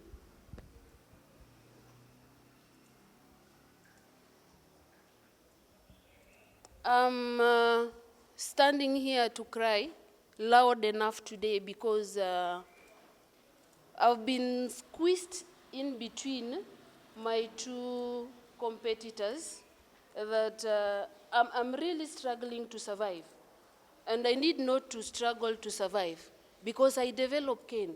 Even as we speak today, the weather has been very favorable to us, and we are on with development. While our sister said we are not going to continue developing because we develop and somebody is poaching. So my colleagues stopped at some level. I don't know whether they've affected again. That is Olepito. They stopped at some point because the loss was too much. So we cannot invest 63 million for development in a year and we don't even recover 10. Will we really remain afloat? It is not possible. To our farmers, or to, let me first talk to fellow millers. Don't use my weakness to lure a farmer and unamuumiza the farmer more. When you go to a farmer and tell a farmer, Mumias Sugar has messed with the weighbridge. Have you been to that weighbridge and ascertained that my weighbridge is messed? You have not. But since you don't have cane to mill, unatafuta njia ya kuudwinga farmer who is very vulnerable and wants money, and that farmer will give you my cane, and my investment will slip. So let us not, if one is going down, please, don't take us down with you. As we don't want to go down, and that is why we are doing development. Do this. As an institution, we are supposed to develop our own curriculum. Kwa sababu a national polytechnic, kama haina of poachers. Now, the most unfortunate thing, Bwana Chairman, people who are educated, learned, some of them have gone to schools of agriculture, they know. You go to poach cane of 9 months from a farmer, however desperate that farmer is. However, I mean, they are so vulnerable that we get there, and meetings are made and instructions are given to staff that anything that is harvestable, bring it to the factory we mill. That is very unfortunate. I am concerned, one is because we stand on helping small-scale farmer rise up. We encourage anybody with a piece of land would be able to cooperate. He gives land as equity, we provide services, and the farmer is able, therefore, at the end of the day, to harvest cane. We provide services like fertilizer, we do cane development, we do land preparation and all that. So when the cane is harvested, we expect, Bwana Chairman, and that is how the industry works. The contracts that you have spoken are there. The contract stipulates that the contract will last for 3 harvests. The first crop, which is called a plant crop, the second, which is called a first ratoon, and the third, which is called a second ratoon. The farmer can still continue if he has maintained the cane properly, but most farmers do also lease fields for probably 5 to 6 years. Now, why am I doing investment in that with that farmer? It's because of the raw material. I'm not a bank. I would borrow money from, for example, AFA or AFC or a bank. I give to the farmer at an interest of 5%. Now, harvesting a first crop does not mean the farmer has become free. Those contracts are there, Bwana Chairman. Now, the problem is that the farmer are being duped to believe that since the miller has already harvested the first crop, now you don't owe the miller anything. The reason for that investment was not to give a loan to the farmer. It was to invest and empower the farmer so that he can also be able to proceed and develop more cane. So at the age of 9 months, you are only going to remove 1 trailer load, which is about 25, or 15 tons, or even 10 tons in 1 acre, we should give you 40 tons. So the farmer is losing, the miller is also losing. Now the person who invested in that miller now has no program of the next crop. That is what is going to make a shortage of cane in a very short time here. So I know, Chairman, we have tried to seek this under the directives or guidance of AFA, but I think when I was talking to AFA, they also seem to be now helpless because we must be having some very big brothers in the industry and in the region who believe that you can still reap where you have not sown. We are asking for the intervention. We are asking for help because the farmers are vulnerable, the farmers are suffering, and we need your office to help us. So one of the things I would probably ask from the minutes that we did last time, maybe you need to now find out one by one. For example, as I said, we agreed there'll be no brokers. Brokers are operating left and right. There are people parking in some places throughout the day, throughout the night. Today, Bwana Chairman, and as a security agency, imagine a company going to harvest sugar cane at night. Today we are having stealing of cane. Yesterday I was getting a report, somebody invested about 6 acres. He went at the lower part of the farm, cane has been harvested. There is nothing there. We have gone to fields where cane is harvested at night, transported at night, and probably milled at night. Now, these are very serious issues. So we need the security agent to help us. We know that, yes, all people can never be the same, but can we be treated equally as farmers, as millers? Can we have a level playing field? Can we not have some people who cannot be touched, the untouchables, those who are well-placed people? Olepito is a very small factory in Busia, but we need help. We have made farmers to grow. There are farmers, we agreed among us ourselves that when cane is harvested or stolen or poached and you realize, you notify the miller who has stolen it. We have written letters to our brothers who have gone in and stolen cane. They go ahead and just pay those farmers. So we are stranded. We are stranded. We need help. Thank you. Thank you.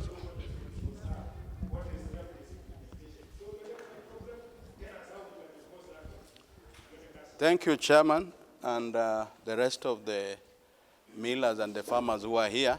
As I said, my name is Gerald Okot, the General Manager from Olepito Sugar Unit in Busia.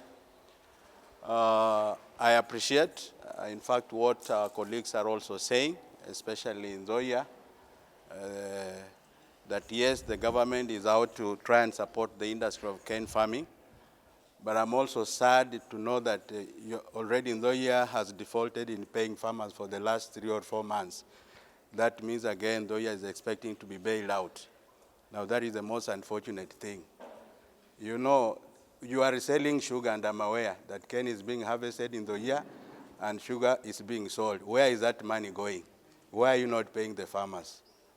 Now, to come on the meeting that we had, Bwana Chairman, the only unfortunate thing is that you never circulated the minutes of the previous meeting, but I think it was very categorical when we had the last meeting. A number of good issues and suggestions were actually made. Now I stand as a miller in Busia. One of the things, even as you are reading your minutes, was that cane poaching was prohibited. Now the word prohibited carries a very strong meaning. Is totally not acceptable. Now, it is very ironical that immediately we left this meeting, that now increased, and I think you've heard from some of the earlier speakers, that cane poaching again increased. As other speakers have said, the owner and the person who carries the solution, we are under a regulatory body called AFA. We have been able to discuss several meetings, several issues regarding the issue of cane poaching. We know where the problem is. The only issue that we are having, Bwana Chairman, is that we are not able to get somebody to come up with a directive because people like being directed. We expected when we were here in your meeting, chaired by the regional commissioner, is a very high position, that at least your office would be able to give directives and people would be able to follow those directives. It is very unfortunate that even as millers, some of us as millers, we are not even able to adhere to what we have agreed amidst ourselves, and even in instructions or a resolution that has been made in such a very, very serious meeting like this one. We are feeling, and as it has been said also earlier, that if indeed, and it has been said that the government is interested to make sure the sugar sector is revived. The director has just said, I think 54% of the economy of this is generated from the sugar industry. If it fails, and obviously it's going to fail unless from this meeting decisions are taken and people are willing to do what is rightfully agreed upon, it is definitely in the next 3-4 months, we may not be seeing again millers milling sugarcane. That I can say. Between January, probably December, January, factories will be closed down. And it's good for you to know. And as a result of this poaching, this is what's happening. When there's a shortage of cane, there's a shortage of sugar. When there's a shortage of sugar, then it means sugar has to be imported. And when sugar is imported, then you see the consequences. Later on, the farmers, the millers cannot sell the sugar, the farmers cannot sell the sugar to the millers, and there is a problem. One thing I want to mention here is about the importation of sugar, Mr. Chair.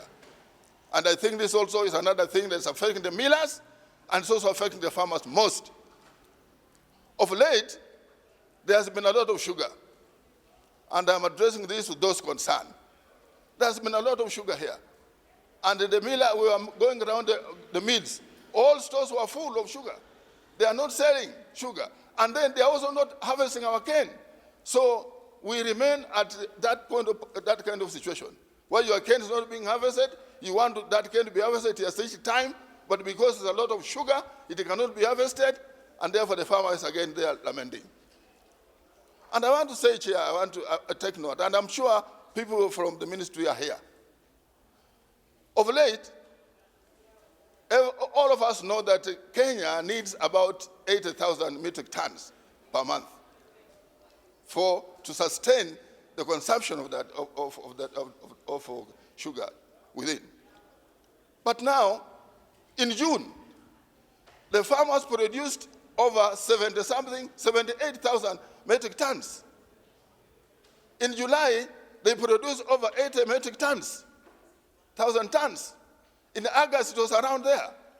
And still, as that sugar was enough for the Kenyans, for the consumption in this country. It did not need any importation of sugar. But as the millers were working around to produce that amount of cane, of sugar, there was still a lot of cane coming from out. A lot of cane coming from out. So, if there's enough cane to be consumed here, you are not exporting sugar. Why are you importing sugar unless you are importing because you want to export again? Mr. Chairman, if you come to Busia, every morning, there are the pickups,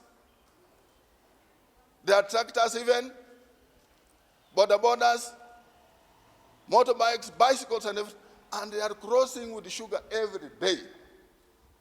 So I'm even left to wonder how this is going to happen. Because one day, the place will be flooded with sugar, and the industry is to die. This industry will die.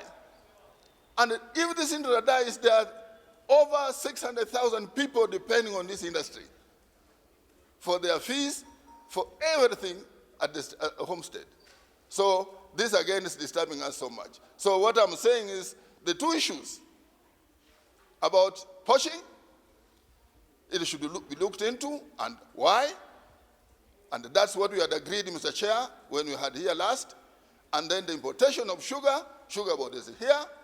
They should also be listening and finding out what is going to happen. Otherwise, thank you so much. I may add others later.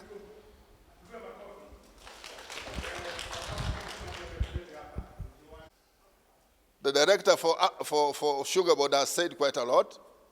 I think I'll add one or two things after I've said what I want to say. After we left here, Chair, I think the issue of poaching, in fact, increased instead of decreasing. And when poaching is going on, I want to assure you that both the millers and the farmers are losing, but most of all are farmers. Cane is carried from one place to the other, there is no order, and therefore there's a lot of loss that takes place at that particular time. For example, when cane is poached, let me give an example of Busia Sugar Company. Busia is planting cane using its own funds and giving labor to the farmers. But sometimes within the cane is just about 12 months. The cane is poached by other millers. And therefore, in that state, both the miller is losing and the farmer loses even more. So this issue of poaching, Mr. Chair, we should look for a way. I think the director has said here that let us respect one another, let us respect all the millers, let us respect the farmers. And I'm left to wonder, Chair, with a lot of respect. I think we had agreed, and I heard you say, that you are going to put down measures through security to ensure that cane is not moving from one place to another without proper organization. So this is what we are appealing even today. All these millers in Western, let me say Busia, I am sure because I know there, cane is being planned is funded by the millers, by the miller, the lands are being prepared by the miller, and the farmers also take seed cane from the miller, and then seed is planted, cane is planted. Then the farmer is left to take care of the cane. And he takes care of, he's supposed to take care of that cane for at least 16 or so months.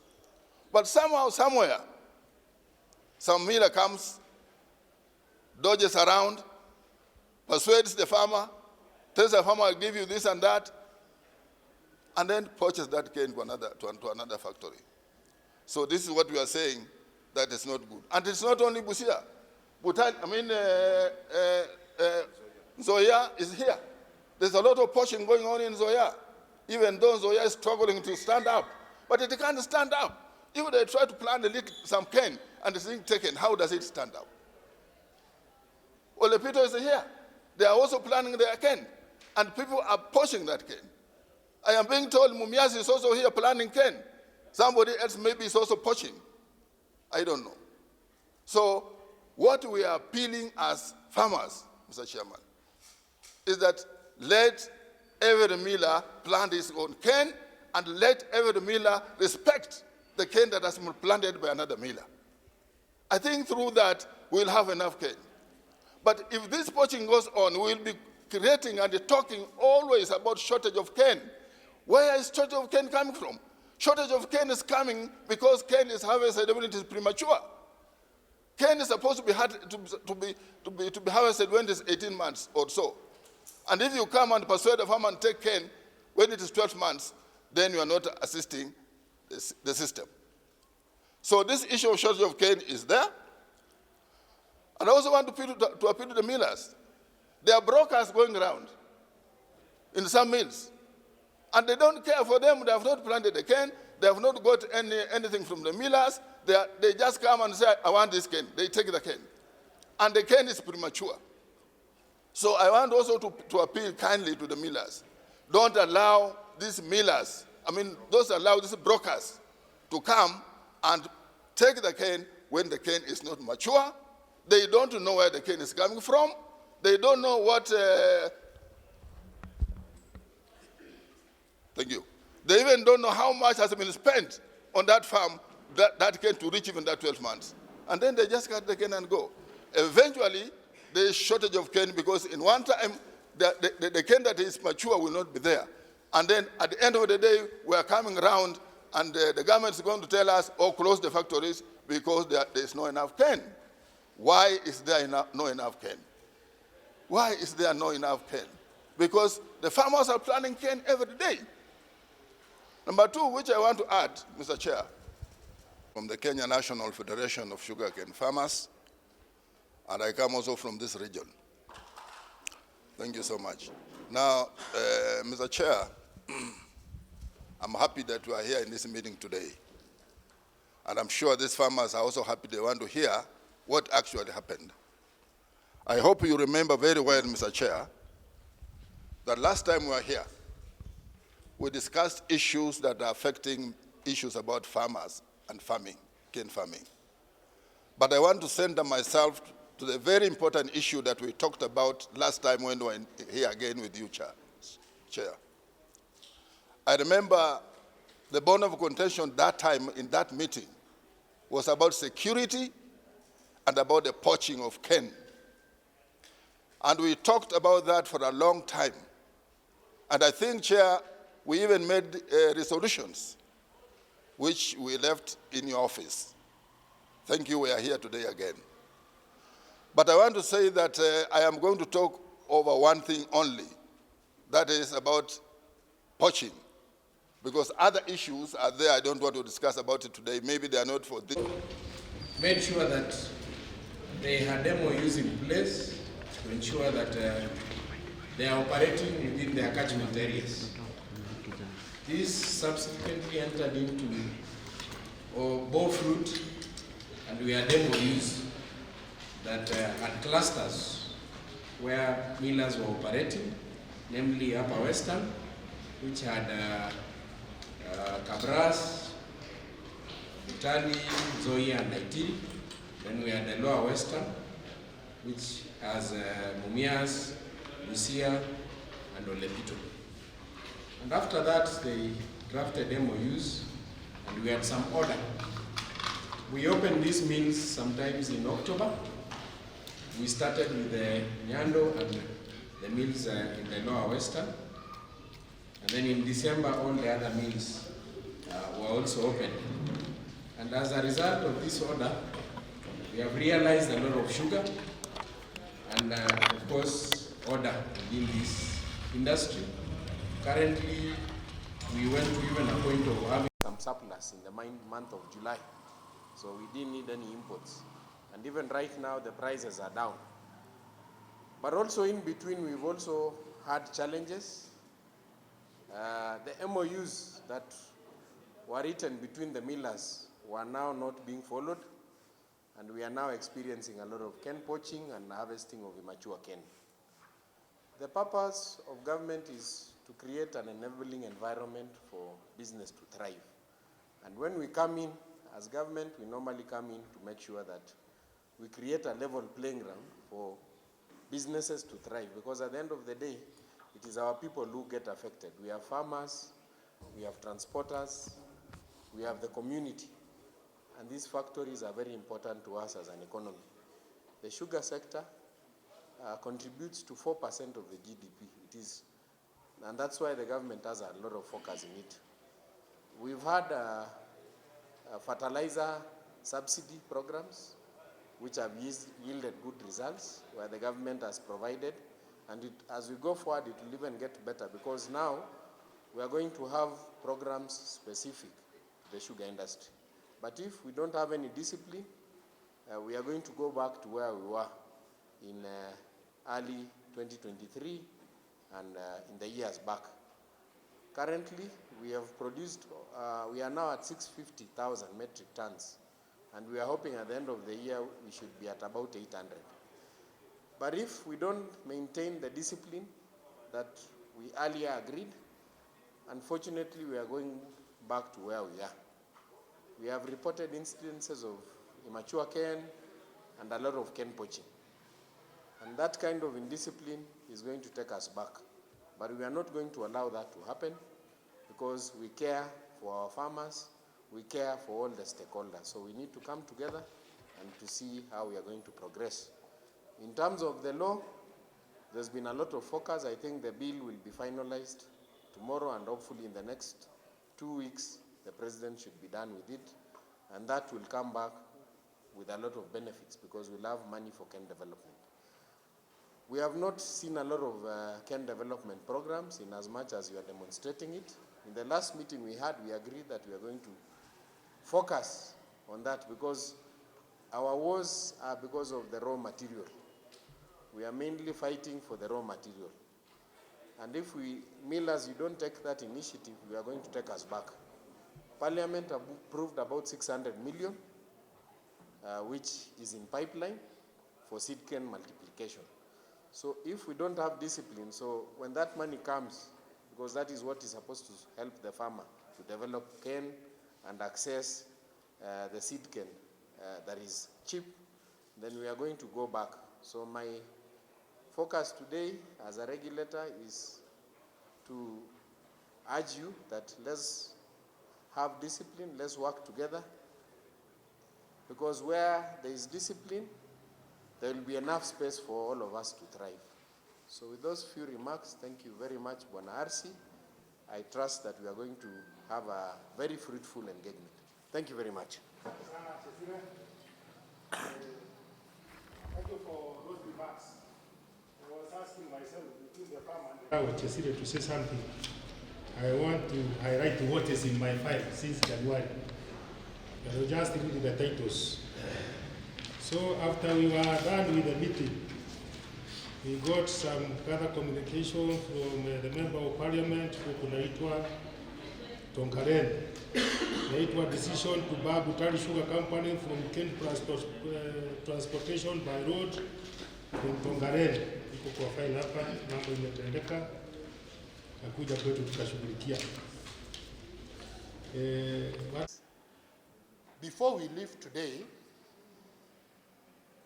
I think we should be able to get a small team before we get the new law to assist us. Even when the law is there, we cannot be able to be punitive and implement the law on the first day.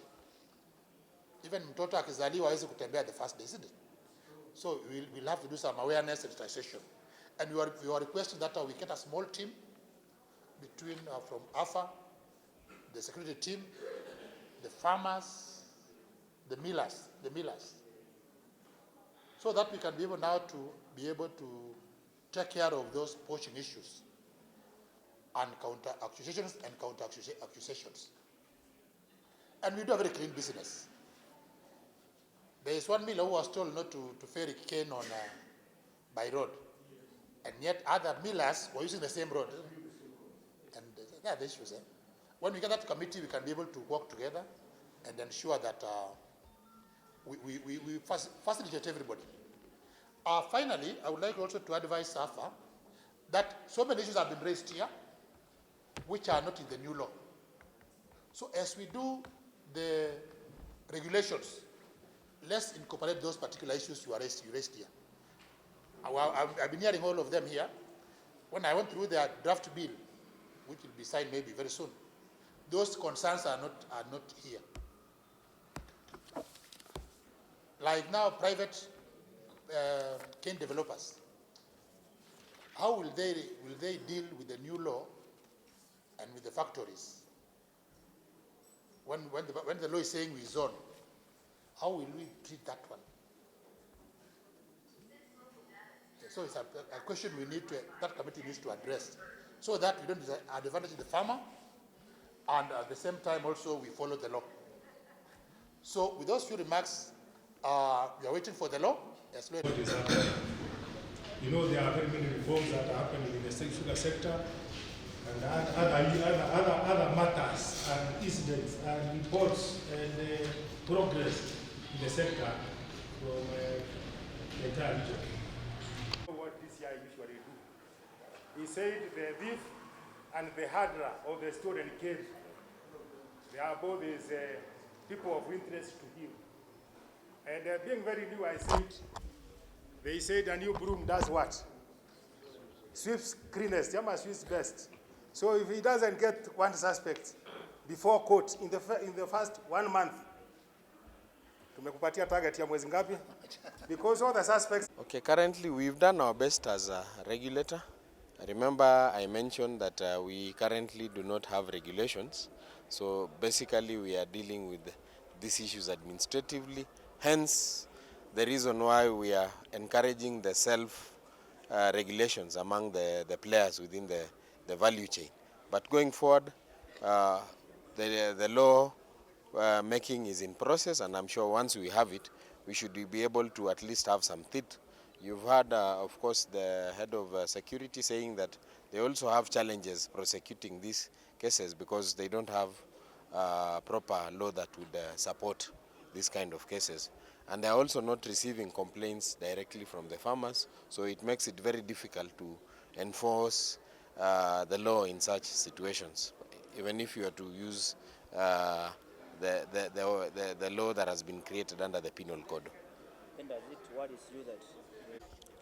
Okay, the money that you talked about used to come from the sugar levy, which was degazetted in 2016. So at the moment we don't have any levy. And whatever amount that remained then was taken over to the commodity fund, and the commodity fund has been offering that money to the farmers through the millers for cane development. But because of those kind of challenges, there's been agitation, and of course this has brought in the sugar bill, which is almost at the final end, and that bill will reintroduce the sugar development levy, which of course has components that would support the farmer, such as cane development. I think 40% of what will be collected will go to cane development. So going forward, there'll be that money will be there. But at the moment, we don't have any levy. We are just relying on what we had from the levy, what we saved from the levy, which is currently at the commodities fund. Okay, the cane price is determined by the price of sugar at the factory. That is the wholesale price. And when the sugar price was at 6,000, the cane price was at 6,000. The shelf price of sugar was almost in the region of 10,000. In December, the Cabinet Secretary appointed an interim committee, a sugarcane pricing committee that is composed of the Ministry of Agriculture, the Council of Governors, 2 farmer representatives, 2 miller representatives, and AFA. So that committee has some terms of reference, and there's a formula that we rely on, which is based on the shelf price. So at that time, when it was at 6,000, the sugar prices were high. So when the sugar prices started coming down, because we review them regularly, that is when the cane price came down. But remember, the government also has to protect the farmer. The current price of 5,000 is still good to the farmer, because if we were to follow the formula, currently the farmer would be paid about 4,360. So that committee is there to protect the farmer and to also make sure that they get the best benefit out of it. So the drop was as a result of also the drop in sugar pricing. However, we are reviewing that. We have trying to change the formula to see a formula that is going to benefit the farmer more and also benefit the miller more. The government invested in cane testing units, where the farmer will also be paid based on the sucrose content of the cane. So most recently, we even went round to meet farmers. We are developing regulations that would enable that. So we are sure in future, we are going to find ways on making sure that the farmer benefits more. Naweza kurudisha regulation ya Kenya Sugar Board.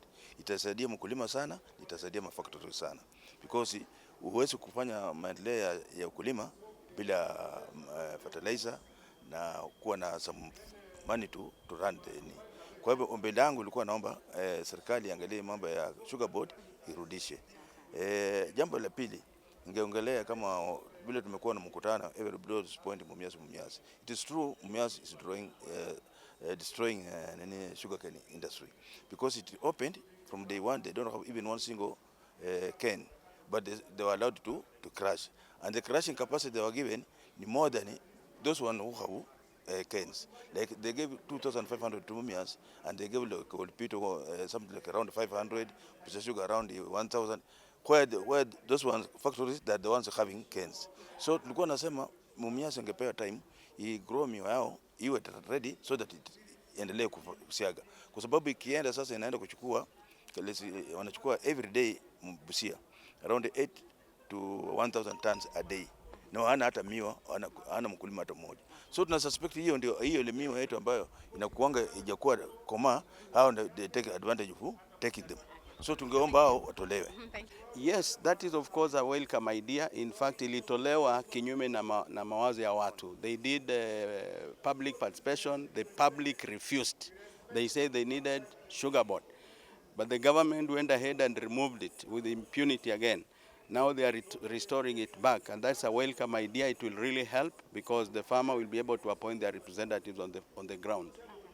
Naitwa Gerald Okoth, ni General Manager wa No.1 Sugar. Nafikiri tumekuwa hapa kwa sababu ya kujadili mambo ambao tulikuwa na mkutano tarehe 16 mwezi wa Januari na pamoja na Regional Commissioner, na kuna mambo kadhaa tuliafikiana kwamba kuwe na mambo ya self regulations among the millers, na kama the lower western sisi tuko pamoja na Mumias na Busia Sugar. Lakini jambo ambalo limetokea ni kwamba baada tu ya hiyo mkutano, mambo ambayo yalifikiwa, kwa mfano hakuna poaching, hakuna kutransport miwa usiku, hakuna kukata miwa ambayo ni changa. Hiyo tulipotoka ilianza the same day. And the suspect ambaye ni competitor Mumias amefanya hayo mambo kufikia wakati huu, because last time tulikuwa tumefunga factories kwa sababu walianza kukata miwa changa, so tukitoka juu tukafika mahali we could not mill anymore. Tena limeanza, wanaenda paka wanachukua miwa miezi 8, miezi 10. Last week tumepata kama pia wamefikia shamba ya miezi 9. And this is not auguring very well. Kitu tumeambia mkutano ni kwamba a decision has to be taken by the regional commissioner and AFA that what is agreed upon must be followed. Hatutaki kwamba watu wengine wanafuata sheria ama makubaliano wengine hawataki. Tumejaribu kuketi na wao kutengeneza MOU, wamekataa kuja kuratify hiyo MOU because they are working with a lot of impunity. Now the problem is that once a farmer is affected, the miller will also be affected and the whole industry will be affected. So we are asking this issue. When I was talking to AFA, they are saying you go and sue the farmer. But how do I sue the farmer? A farmer is very vulnerable. A farmer is desperate. I was thinking that there is a thief who has gone to steal. Yes, I have a contract with the farmer, but there is a thief. We need this thing, and we need the government to come in and seek support. How do we sort this issue out? Because it's going to come out of control. Watu watakuja kupigana. Insecurity itaanza kwa sababu when I go to rescue my can, the other party also wants to take that can. So are you by any chance saying that we have gaps in the laws and regulations that we have currently? Yes, we have. Actually, we have regulations and even MOUs, but there are people who operate with impunity. Now, action cannot be taken against them. As a miller, I do not want to go and sue a farmer because I understand the state of a farmer. So the regulations are there, but the implementation is an issue. Yes, implementation is the biggest problem, and that's why the biggest blame goes to AFA, because they are the regulator. They are actually the people who are supposed to be regulating. Now we are glad that the regional commissioner has come in. My concern is that last time he came very strict orders, but they were not followed. So as a regional commissioner, he has to advise his county commissioners and the OCPDs, the security forces, so that mambo ya kubeba miwa usiku, kuharvest miwa usiku, kubeba miwa changa, kubeba miwa, kuiba miwa factories zingine, it should not work. Then we had recommendations like we need to have... Ni shida ambayo yuko kwa millers. Ile ningewaomba tu ni kwamba millers wako na organization yao inaitwa Kesima. Hii shida wangeitatulia huko, kwa sababu wanakutana wote kama millers, na inatakikana wamalizie huko, waweke conditions, waweke penalties, sio kutuletea sisi kama wakulima. Kitu muhimu kwa mkutano wa leo ingekuwa maneno ya sisi wakulima, namna tunaweza pewa mbegu ile ambayo inakomaa mapema, alafu malipo ya mkulima iwe kwa muda ambao kama ni wiki 2 ama wiki 1 ijulikane. Na kitu yenye ningependa kuongezea tu ya mwisho ni kushukuru hii serikali yetu, kwa sababu nimekuwa kwa sekta ya kilimo kwa muda mrefu, na ni wakati huu ambao nimeona serikali yetu ya Kenya inazingatia sana shida za mkulima wa miwa. Tukishikilia hapo kabla tamu yao haijaisha, tutatue hizi shida zote za wakulima, mkulima atakuwa kwa nafasi bora sana. Sawa, asante. Wacha niweze kuzungumza na waende kwanza kwa nucleus. Na wamenunua tractors ambazo ni ndogo kama hizi zenye ziko Olepito ziko, Busia Industries liko West Kenya. Sasa wakija kuiba miwa, wanatumia hizo tractor, huwezi kujua kwamba wao ndio wanaiba hiyo miwa. Hawataka kutumia zile na ni kipi ambacho umeweza kupata kwa mkutano wa leo? Mimi naitwa Nelson Etiang, mimi ni mkulima kutoka Busia. Na mimi nimekuja hapa kuwakilisha wakulima na nina mambo tatu. Jambo la kwanza, tunataka amani. Na kuwa na amani ni lazima kila mtu afanye kazi yake mahali anastahili kufanya. Na njia peke yake ni kwamba kila mtu azingatie contract. Mahali yako na contract aende kule akate miwa. Mahali hana contract awache mwenye yako na contract afanye nini? Akate miwa. Jambo la pili, inajulikana duniani kote, hata mshahara wa wafanyikazi, mshahara huwa inaongezwa, mshahara huwa haishushwi. Na itakuwaje kwamba mkulima, mshahara wa mkulima ni ile pesa yenye anapata kwa mazao yenye amelima? Inakuwaje AFA inasusha bei ya miwa kutoka juu hadi chini bila kuhusisha wakulima?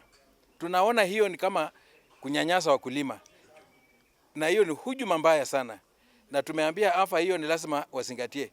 Bure mwananchi wa kawaida mwenye anategemea kilimo cha miwa hataweza kulipa mtoto fees, hataweza kupeleka wagonjwa kwa hospitali ama kununua madawa ama hata kuwa na chakula kwa nyumba. Jambo la tatu ambalo kwa sasa hivi mnalipwa pesa ngapi kwa tani? Sasa hivi tunalipa shilingi 5,000.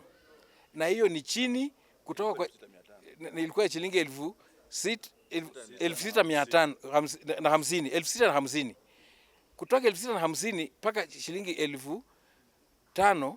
Hiyo ni wametoa shilingi 1,150. Na nina hakika kama wangekuwa wafanyikazi ambao wana chama chao cha kuwatetea, tungekuwa na mgomo hata Kenya mzima. Kwa hivyo hapo wamefanya makosa kabisa, hata kulingana na sheria za kibinadamu duniani mzima.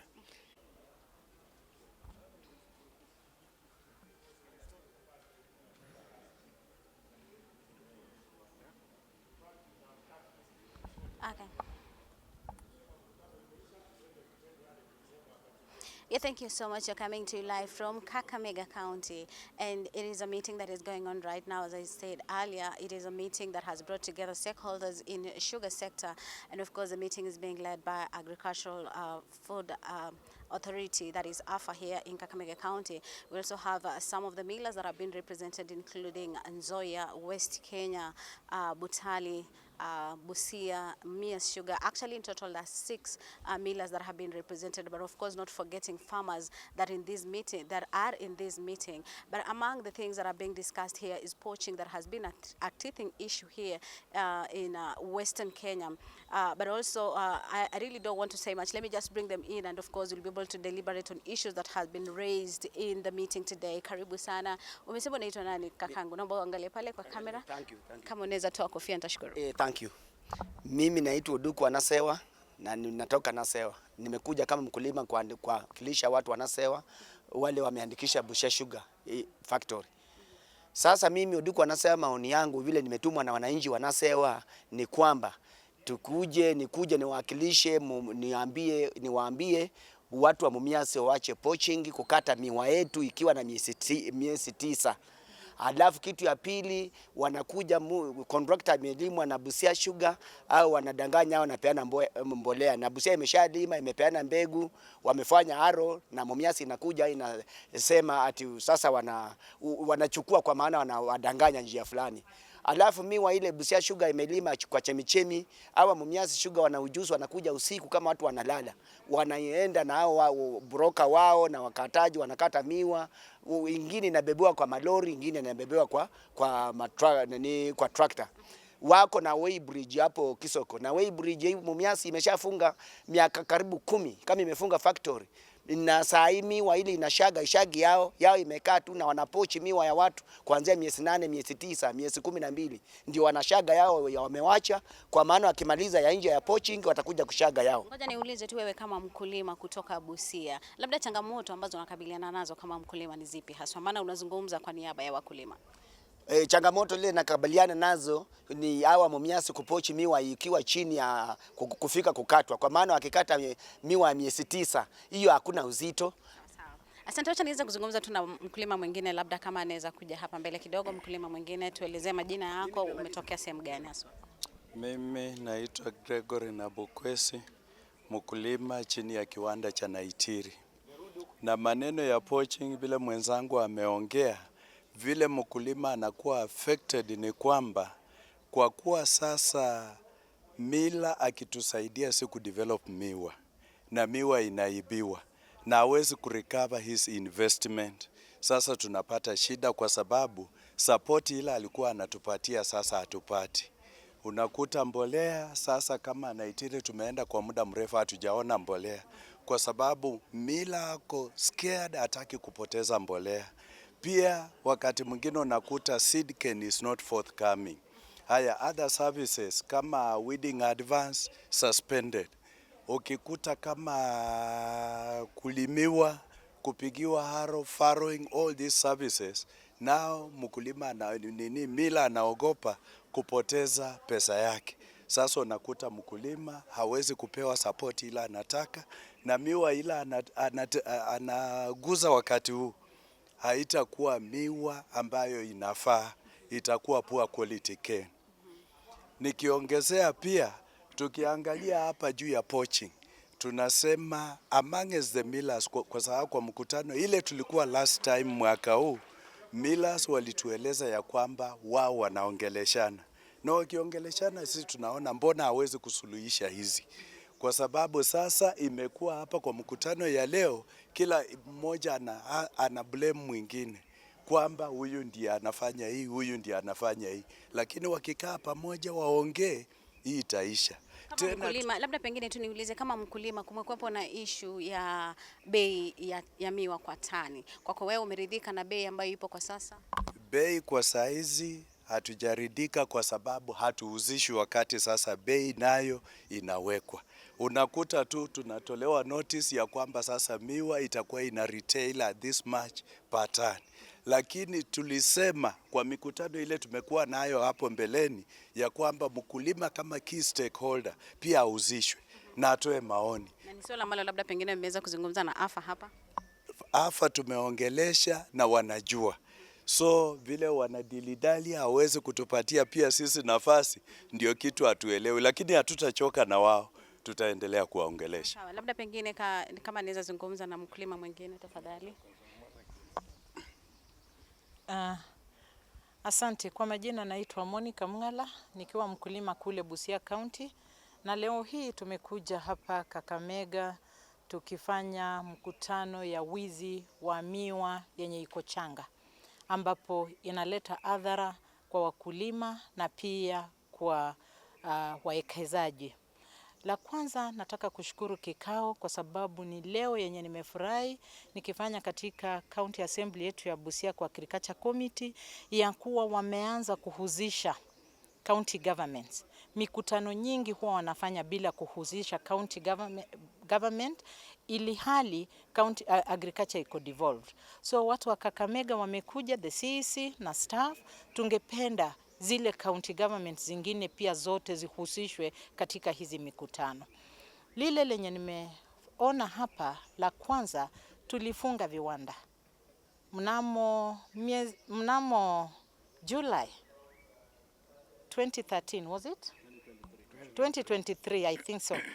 Ili tuhakikishe miwa zetu zenye ziko changa zikuwe sawa na kila kiwanda ichukue miwa yake. Vile tulifungua kuanzia Disemba, hapo tumekuwa tukitembea hiyo mwenendo, lakini tumekuja kugundua bado kuna kiwanda haijalima miwa, inachukua miwa kutoka kwa viwanda vingine. Hiyo ndio kitu yenye imetuleta hapa, kwa sababu imeleta ukahaba ya miwa katika viwanda. Na tumeambia mhusika ambapo ni wa AFA anapokea complaints kwa kila kiwanda, ambapo tusha point out kwa niaba yake, manake alikuwa anasema na hataki kuonyesha, lakini tumemwonyesha Kalise Mumias chini ili Mumias ionyeshe wakulima wake ni wapi na wanapata wapi miwa. Kilichotukera tena leo ni nuclear ya Mumias haijatoa miwa yake. Tangu tufunge viwanda na tufungue, miwa zao ziko tu pale, ziko zaidi ya miezi 20. Kumaanisha hizi viwanda vingine vikifunga, naye baada ataendelea kuchukua miwa akiran kiwanda yake, na itafanya all region, all the wawekezaji wafunge viwanda vyao. Sasa tunaomba kama kweli wanasimamia wakulima, washikamane mikono, watoe ukweli, ili sisi wakulima tena tusaidie ile kiwanda yenye bado haijatembea kama Mumias. Hatutaki kurudia kila siku tuna complain pale pale. We are moving somewhere.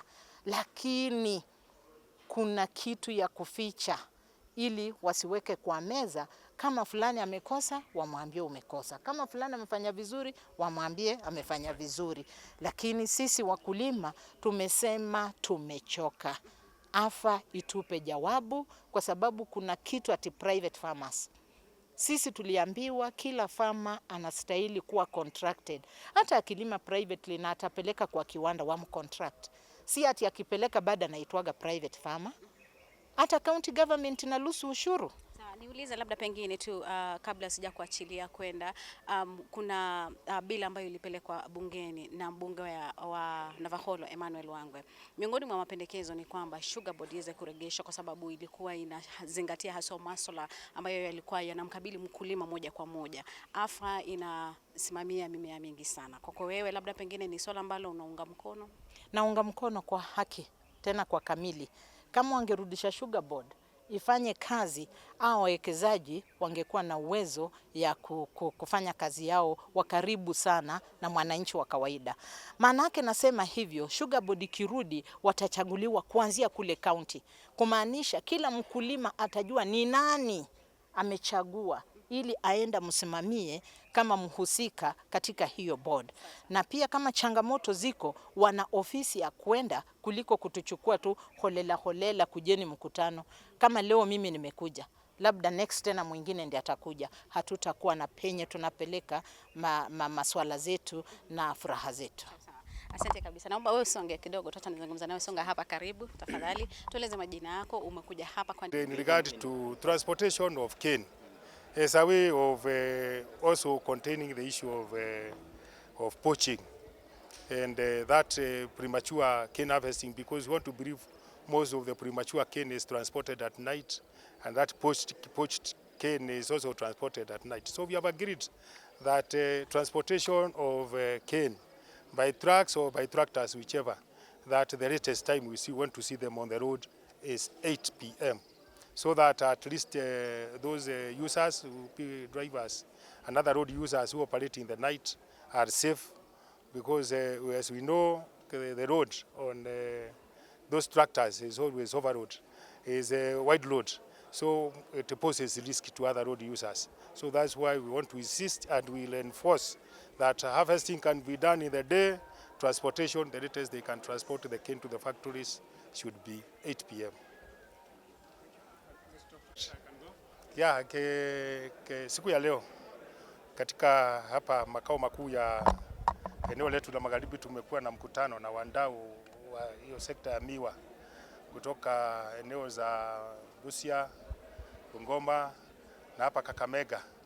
Tukiketi tukishauriana vile tunaweza kuimarisha ukulima wa miwa na vile kunaweza kuwa na wale wadau wakiwa hapo kwamba watafanya kulima miwa yao, kusiaga na kuuza, ndio wakulima waweze kunufaika, na pia mwenye anafanya biashara ya kusaga miwa kama makampuni pia wapate faida yao katika hiyo biashara. So tunajua kwamba kumekuwa na changamoto sana sana ambaye wanazungumzia mambo ya wizi wa miwa, wanaita sugarcane poaching, na pia kunakuwa na malalamiko mengi kwamba miwa inavunwa kabla haijakomaa, ile wanaita kwa kizungu harvest of premature cane. So mainly hiyo ndio jambo tulikuwa tunashughulikia, ndio tuweze kuongea, sababu makampuni wamekuwa ni watu wa kulalamikiana kwamba wewe unaiba miwa yangu, wewe unavuna miwa kabla haijakomaa na kadhalika. So tulikuwa tushauriane kama sekta, tujue ni nini tunaweza fanya ndio mkulima aendelee kunufaika zaidi, halafu na wenye wanafanya hiyo biashara ya kusaga mia pia waweze kupata faida yao. So tumekubaliana mambo kadhaa kwamba kutakuwa na ile memorandum of understanding kwa hizo sekta mbili ambazo ni hizo region mbili ambazo tumegawa, Arua na hapa Western, wakubaliane wawe na memorandum vile hizi sugar companies can be able to work together in harmony and respecting every other rights in the development of the cane and harvesting of the cane for the benefit of the farmer and the benefit of those who are in that trade. So tumekubaliana mambo mengi ambayo tutakuja kutekeleza na tutakuwa na mkutano mwingine pia kuangalia kama tumeweza kuafikia mambo yale tumeafikia tumeweza kuyatekeleza. Hivyo ndivyo. No, not really. If we work well and we enforce the self-rule and the MOUs, we will not get there. So I can assure the public that we are doing our best not to get there. Currently, we have really produced a lot of sugar because of the kind of self-regulation that we introduced last year. So that should be a plus on us because we created a platform that has led to plenty of cane, and as a result, we've had a very good production this year. Thank you very much. We are here today to engage our stakeholders. And of course, engaging stakeholders as a regulator is a constitutional issue or requirement. Of course, as a regulator, we are meant to ensure that the players have a level playing ground. Currently, the only regulations, or rather the only law that we have is the Act, the AFA Act, that enables us to license players. The regulations is still work in progress, but in absence of that, we also have to ensure that the stakeholders operate in the right way. So last year we started a program for self-regulations. Even when you have regulations in place, if it doesn't start with a person, then it becomes very difficult. So we created a platform where the stakeholders develop MOUs, particularly the millers, on how they will interact with each other, especially on issues of harvesting. We have about 5 catchment areas. The catchment area we are in, particularly in Western Kenya, has 2 areas, mainly Upper Western and Lower Western. Upper Western has Kakamega County, Nandi County, Uasin Gishu, Trans Nzoia, and Bungoma. Then the Lower Western has parts of Kakamega and the Busia County. So the mills operating on these areas are required to at least operate within their catchment area so that we have at least some order in terms of harvesting of cane. So we have mainly had 2 issues.